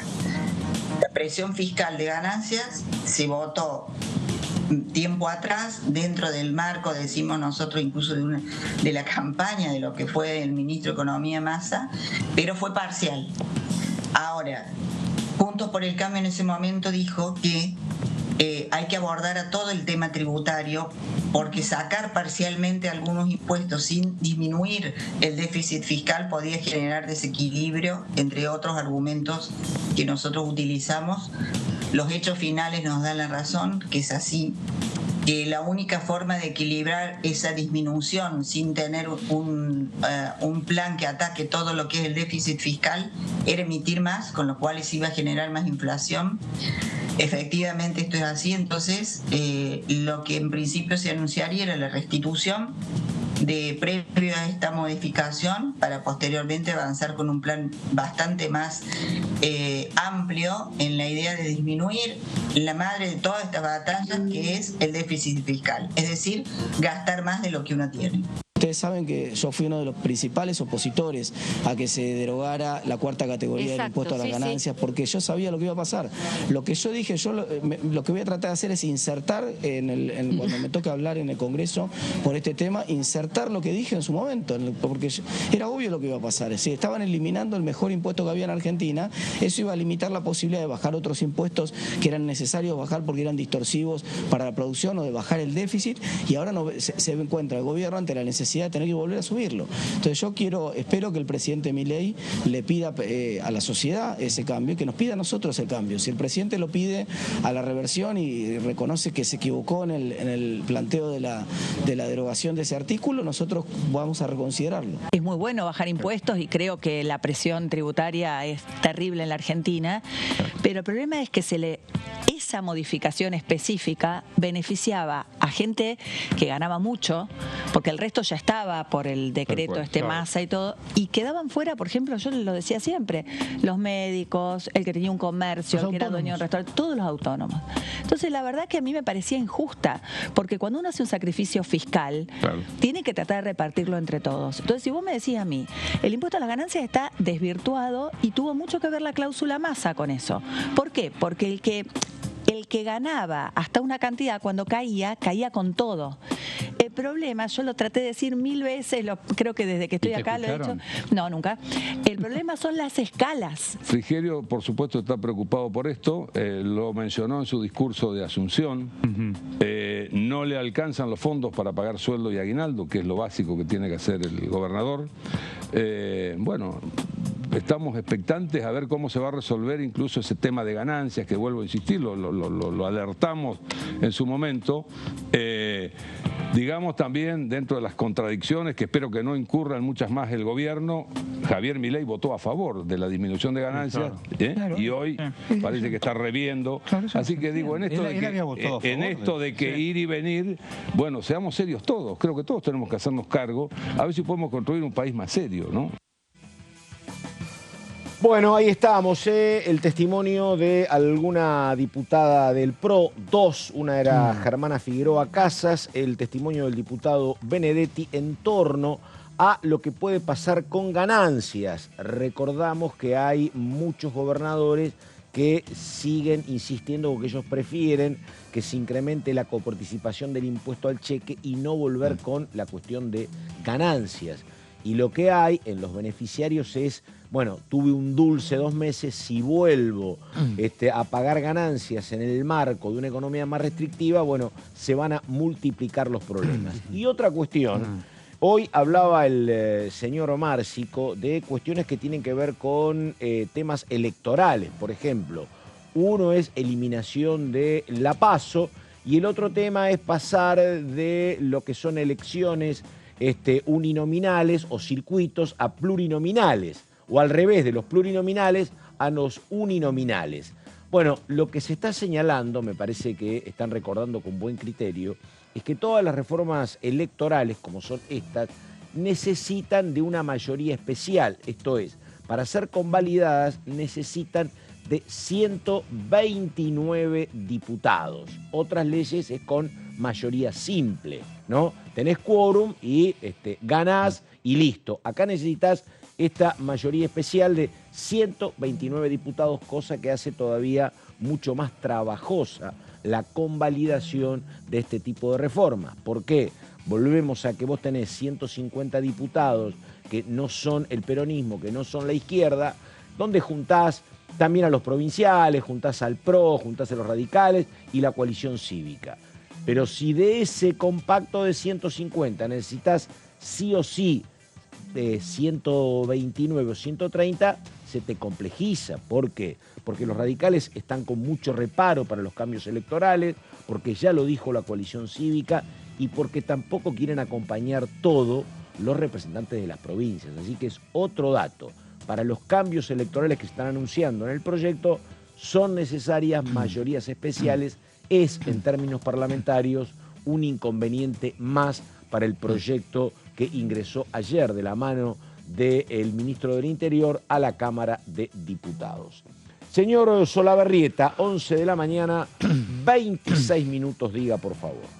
Hola Pato, buen día para vos y para Nico. Vamos, como siempre, a repasar en esta sección que tiene el nombre de Mis Proyectos, algunas de las iniciativas que han quedado, en este caso, en el tiempo, para lo que es, un diputado, en este caso Aldo Leiva, que ha renovado, que tiene el periodo del 2023, desde diciembre obviamente hasta el 2027, un proyecto que presentó junto con Victoria Tolosa Paz, actual diputada, ¿no? Si no me falla la memoria, actual diputada, porque ahora también tiene el periodo del 2023 al 2027, y que lo que han presentado con un evento que se realizó, una reunión, recordamos, en el Salón Blanco del Palacio Legislativo, es esta reparación histórica Malvinas para quienes, en cumplimiento del servicio militar obligatorio, participaron en el conflicto del Atlántico Sur.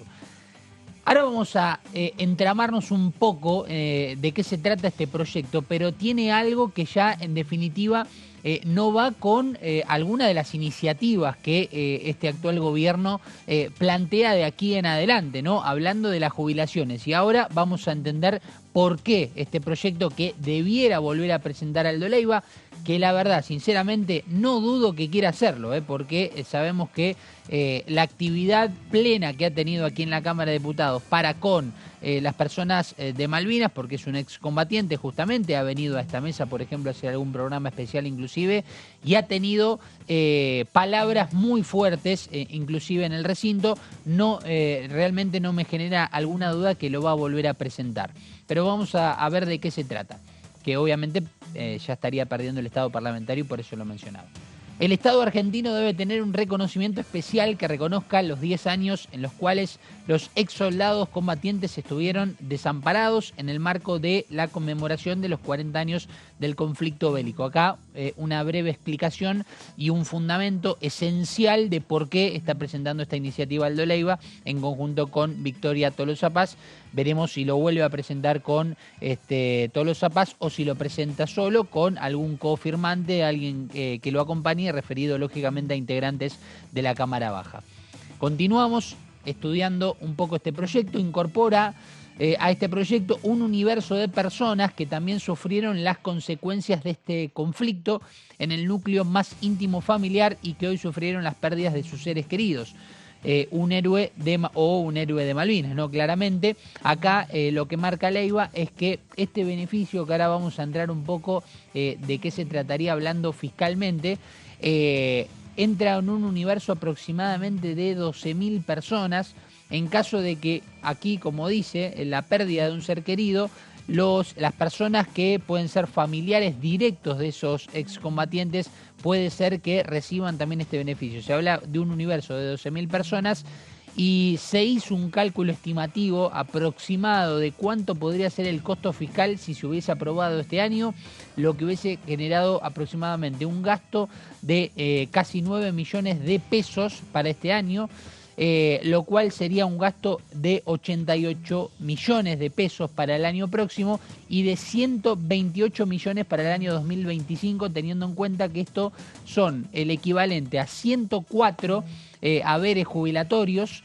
dividido en 24 cuotas consecutivas que se estaría entregando. De esta manera sería el beneficio. Los 104 haberes jubilatorios no es un simple número, sino son los meses que cree que Leiva estuvieron esperando para recibir justamente este reconocimiento los excombatientes de Malvinas, y por eso precisamente esas 104 asignaciones jubilatorias. La reparación histórica tiene que ver con mi historia, dice Leiva, y visibiliza nuestras demandas, ya que durante 104 meses fuimos ignorados por el Estado de la Nación. Esto es lo que marca justamente, por eso los 104 haberes jubilatorios, que es lo que está exigiendo en este proyecto. Y la última placa, para que veamos, este proyecto ayuda a cicatrizar las profundas heridas que la guerra nos ha dejado. ¿Cuál es el problema técnico que hablaba de este proyecto y que ya queda casi nulo técnicamente? Es que la cuestión jubilatoria se va a llevar a cabo, se va a realizar de otra manera, con posiblemente ajustes directamente hechos a través de las decisiones que tome el Ejecutivo y no con la movilidad jubilatoria. Por eso era uno de los puntos principales respecto a la actualización de estos saberes y de cómo se iba a pagar esta reparación histórica. Por eso digo, va a tener que reformularlo Leiva en un Congreso que veremos si finalmente le da el apoyo necesario para poder presentar nuevamente esta iniciativa. Ahí estamos, Solabarrieta. Me parece que me estoy acordando del presidente Milei. No hay plata. Claro, exactamente. Bueno, por eso mencionaba también lo que podía llegar a costar, bastante costoso. Bueno, vamos a lo siguiente. En un ratito lo que está pasando en materia de aumentos tarifarios, algunos cálculos indican que el costo de la luz podría estar aumentando en los próximos meses hasta un 1.500%. Datos que tienen que ver no con lo que pasa en AMBA, sino en alguna provincia como, por ejemplo, Santa Fe, donde están manejando otros valores, pero, repito, son números complicados. Bueno, vamos con un hombre del PRO que dice esto sobre el proyecto en torno a la cuestión mega ómnibus que ingresó ayer y que fue recibido el proyecto por Martín Menem. A ver. Ingresó hace un rato, yo hace un rato llegué de mi provincia, así que lo empezaremos a desglosar ahora. Miraremos finitamente el proyecto. Nosotros tenemos reunión de bloque a las 5 de la tarde, así que también ahí nuestro presidente seguramente nos dará más información. Así que haciendo un acompañamiento, nosotros no somos ni oficialismo ni oposición desde el PRO, nosotros tratamos de hacer un acompañamiento responsable. Así que a desglosar el proyecto, a mirarlo punto por punto, que seguramente es bastante extenso y lo estaremos estudiando. Manuel, lo que quiere decir en definitiva, hace un acompañamiento al gobierno nacional, sí, pero no van a levantar la mano al libro cerrado. No, porque nosotros no somos parte del oficialismo, no somos oficialismo, tampoco vamos a hacer una oposición por oposición misma, sino que nosotros tratamos de acompañar responsablemente, estudiaremos cada proyecto como se debe y como a ver qué afecta a cada cosa, así que con los equipos estaremos analizando el proyecto. Obviamente que nosotros vamos a tratar de darle los instrumentos al Poder Ejecutivo para que pueda realizar su cometido, pero por supuesto que nosotros vamos a estudiar cada detalle, cada proyecto, ¿no? Bueno, ahí está. Nosotros no somos ni oficialismo ni oposición, dice el diputado. Habrá que ver, yo creo que, bueno, lo decíamos los otros días, es como bastante sugerente que haya hablado más nada que poco el diputado Cristian Ritondo, por ejemplo, ¿no?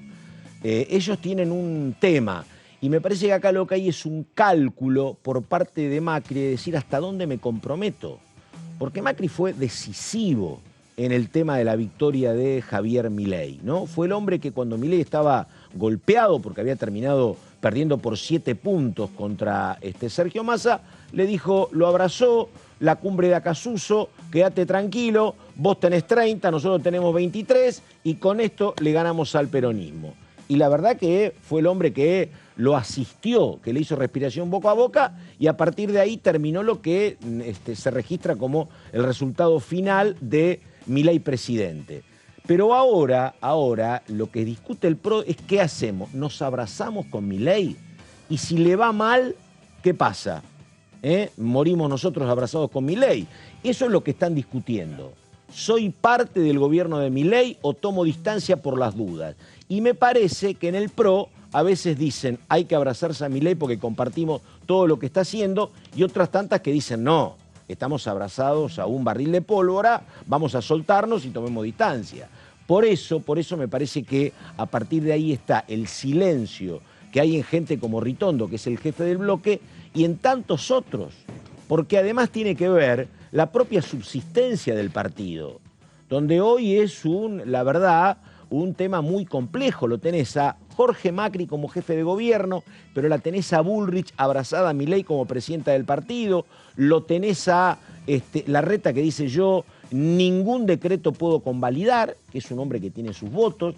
Entonces me parece que lo que dice el diputado es eso, no somos ni oficialismo ni oposición, pero ojo que la verdad, creo que gran parte de la gente que votó Bullrich, me parece, quieren que el PRO acompañe estos cambios de Milei, me parece. Bueno, sí lo que uno ve, la verdad, es que hay una enorme centralidad política del presidente, como nunca pasó, consolidada en muy pocos días.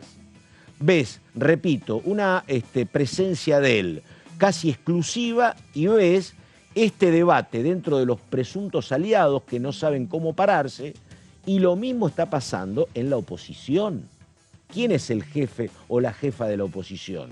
Ayer salió a la calle Juan Grabois y dijo, acá estamos nosotros, pero no están las autoridades políticas del peronismo. Repito, mucho debate en la oposición, en el peronismo, mucho debate en presuntos aliados y una centralidad casi absoluta de Milei marcando este momento. Así que bueno, es como la gran cuestión. Por supuesto que esta centralidad no dura toda la vida, pero mientras tanto, ahí está Milei. A veces mandando DNU, a veces mandando proyectos mega ómnibus.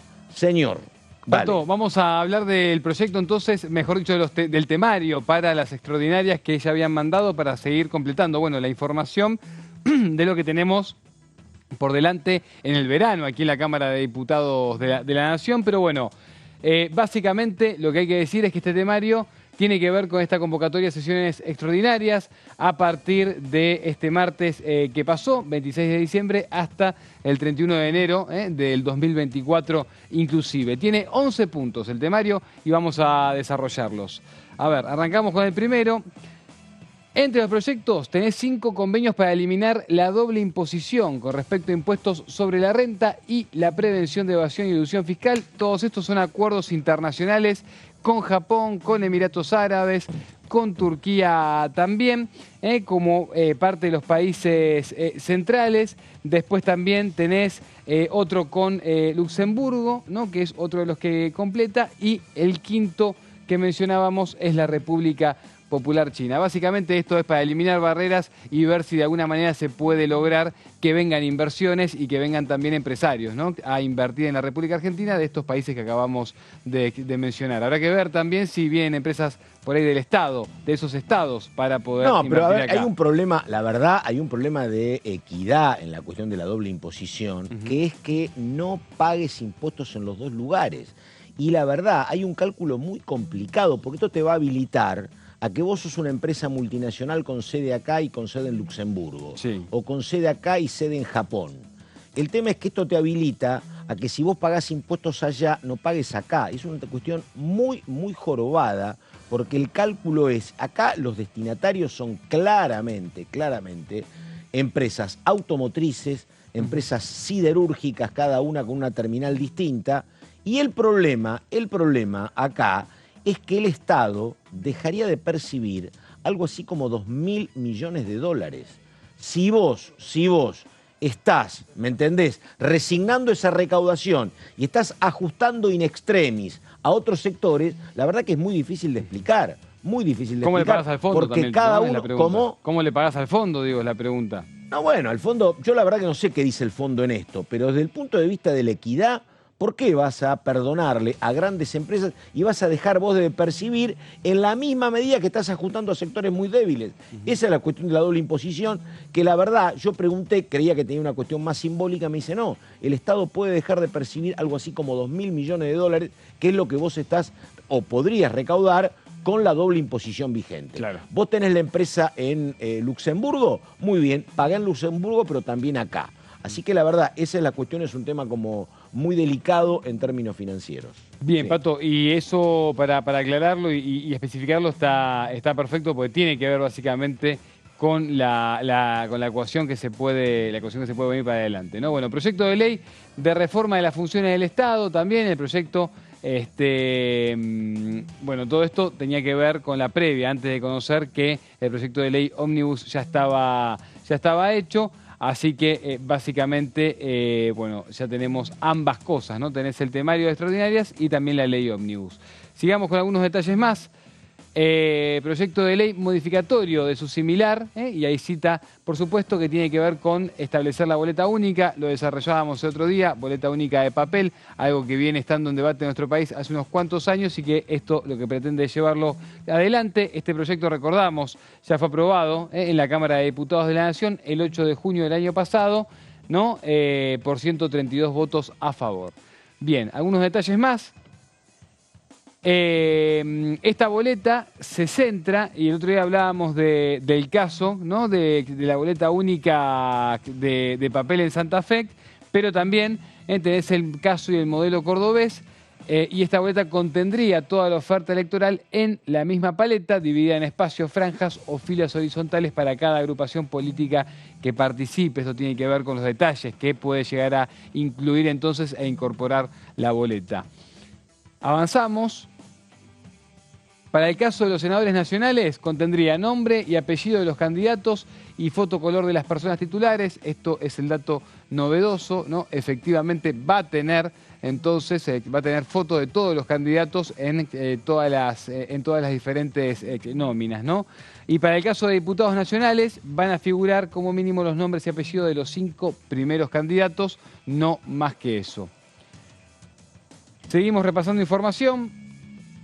En las provincias que se elijan más de 5 diputados, que son Buenos Aires, Ciudad de Buenos Aires, Córdoba y Santa Fe, las listas completas con sus respectivos suplentes deberán ser publicadas en afiches o carteles de exhibición obligatoria, en el caso, por supuesto, ¿no? de que esto se apruebe y avance efectivamente como ley ya futura a reglamentar. Seguimos detallando. En el caso de la simultaneidad con elecciones provinciales, y esto citamos textual, se oficializará una boleta única para cargos nacionales y una boleta única para cargos provinciales. Es decir, vas a tener 2 boletas, una para lo nacional y una para lo distrital. En ningún caso se podrían incorporar categorías provinciales o municipales a la boleta única que se elige, ¿no? En la que se elige, mejor dicho, las categorías nacionales, y la elección de cada jurisdicción se llevará a cabo en urnas separadas. Ese también es otro de los datos, parecido a lo que pasó en la ciudad de Buenos Aires en las últimas elecciones, no balotaje, sino en las últimas elecciones generales. Perdón, elecciones PASO. En las generales ya tuvimos una sola urna. Proyecto de ley de impuestos a ingresos personales. Impuesto a las ganancias, retrotraerlo y volver a poner la 4ª categoría. Esto lo venimos desarrollando mucho en los últimos días y tiene que ver básicamente con eso, y sería instaurar entonces nuevamente la 4ª categoría, solamente que se le cambió de nombre, ¿no? Ley de impuestos de ingresos personales. Continuamos. A ver, datos más con respecto a esto, algunos datos más con respecto a esto, si bien todavía está en desarrollo, la letra chica del proyecto, que no lo conocemos en detalle, ¿no? Lo que dice es que pasen a pagar ganancias quienes tengan salarios brutos mensuales superiores a un monto que ronde los 970.000 pesos. Esto, si te lo fijás, ayer conocimos la actualización del monotributo. Las categorías más altas del monotributo, en cuanto a lo que pueden facturar en términos anuales, si vos lo dividís por 12, más o menos te da este monto de 970.000 pesos. O sea que esto quedaría para todo, para los trabajadores independientes, para los trabajadores... Hasta ahí no pagas ganancias. Exactamente, Pato, estatales, monotributistas, etcétera. Efectivamente. Exactamente. El que paga ganancias es el responsable inscripto, el que factura más de la máxima categoría del monotributo. Tal cual, que de hecho ayer hubo mucho cuestionamiento, Pato, con esto. ¿Por qué? Porque la alicuota del monotributo te aumenta a partir de enero 110%. Sí. Pero lo que se expandió en cuanto a términos de posibilidad de facturación es menos de un 50%. ¿No? Y que bueno, ese menos de un 50%, haciendo la proyección en un año, la categoría más alta sería ese monto.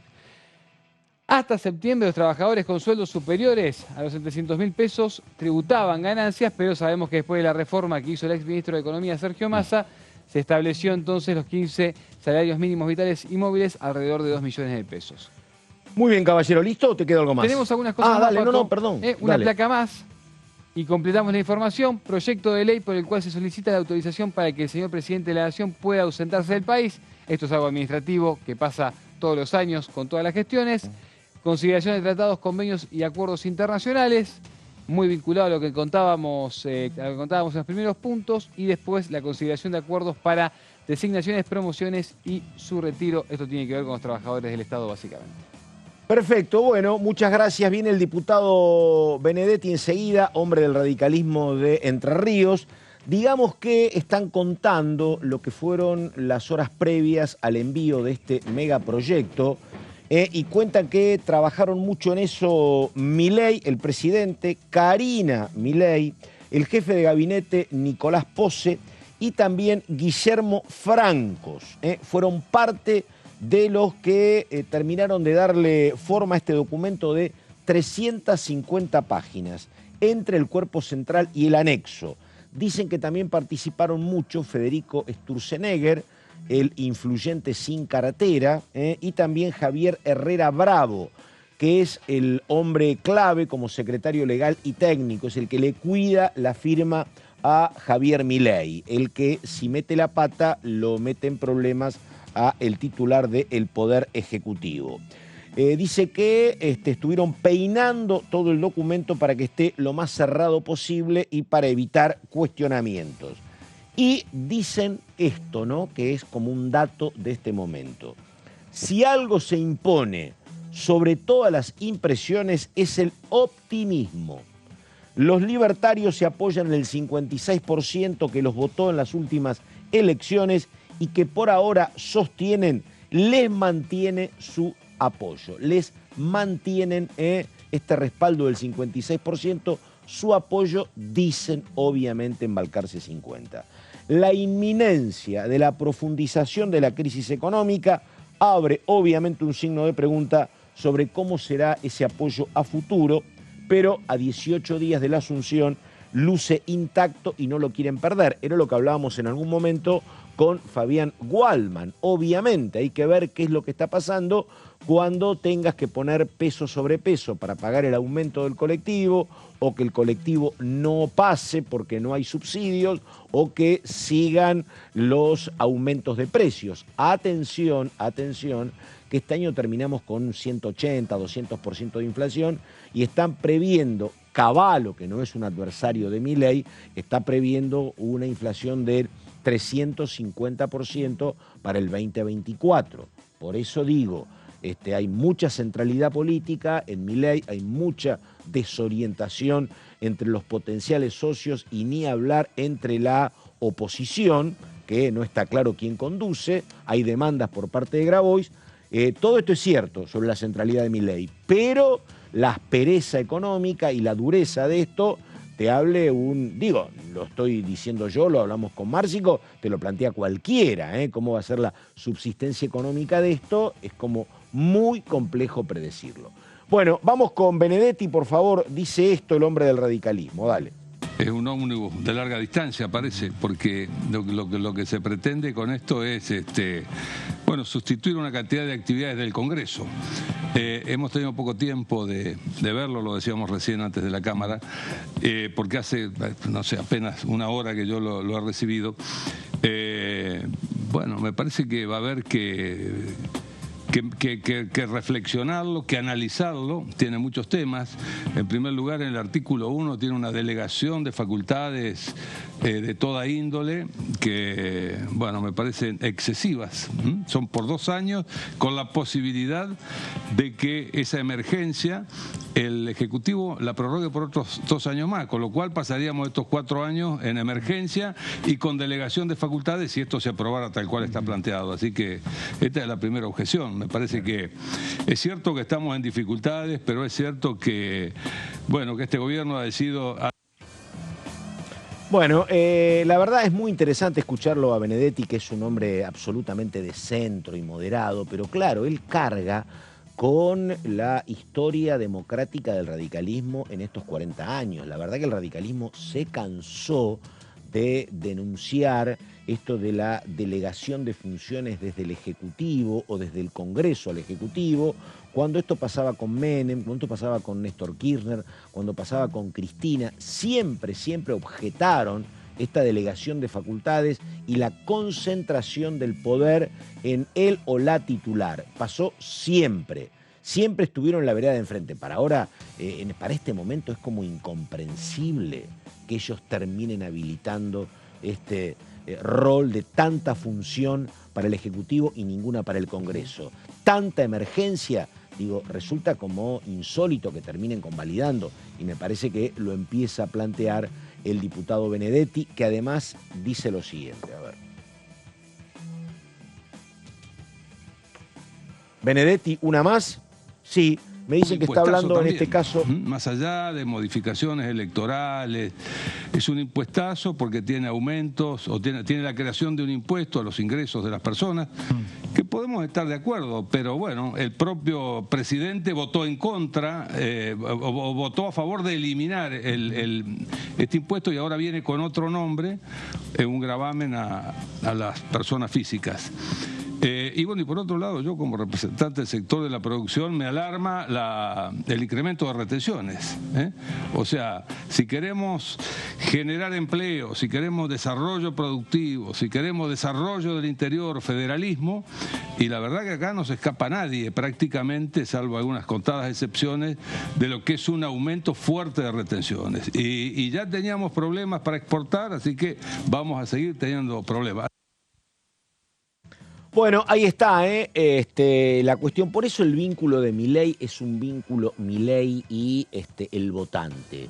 Porque sí, tenés el respaldo, vos fíjate, de los grandes empresarios, tenés el respaldo de AEA, por ejemplo, que no es poco, tenés el respaldo de empresarios tecnológicos como Galperín, pero después se te están quejando los productores de autos porque dicen me estás aumentando las retenciones y se están quejando productores como Benedetti. Por eso el vínculo es con el votante nada más. Cuando querés tocar con otra cosa se te multiplican los problemas. Una más de Benedetti, a ver. Por supuesto que lo que ocurrió con la supresión del impuesto a las ganancias de cuarta categoría afectó las finanzas provinciales. En el caso de Entre Ríos prácticamente sacó una nómina salarial de un mes y por eso no le alcanza la plata al gobernador Frigerio para pagar los sueldos ya este fin de mes. Así que, bueno, con toda esta responsabilidad, pero me parece que acá hay que tener la virtud o el arte del equilibrio para que en todo caso las cargas y lo que está soportando la ciudadanía también ya, de golpe todo ha subido un 50% por lo menos, ¿no? Que eso es un ajuste inflacionario tremendo y si al ajuste inflacionario tremendo le agregamos aumento de alícuotas, bueno, digo, tenemos que tratar de que el paciente no se muera. Bueno, hasta aquí llegamos. Recordamos entonces, me pareció el dato más importante, la convocatoria a comisiones, formación previa y la posible presencia de los ministros para discutir esta ley ómnibus que ingresó ayer al Congreso. Enseguida el señor Horacio Embón y compañeros, señor Márcico, nos estamos viendo. Ha sido un placer. Igualmente, Pato. caballero. Nosotros hasta aquí llegamos, nada más, muchas gracias, buenos días.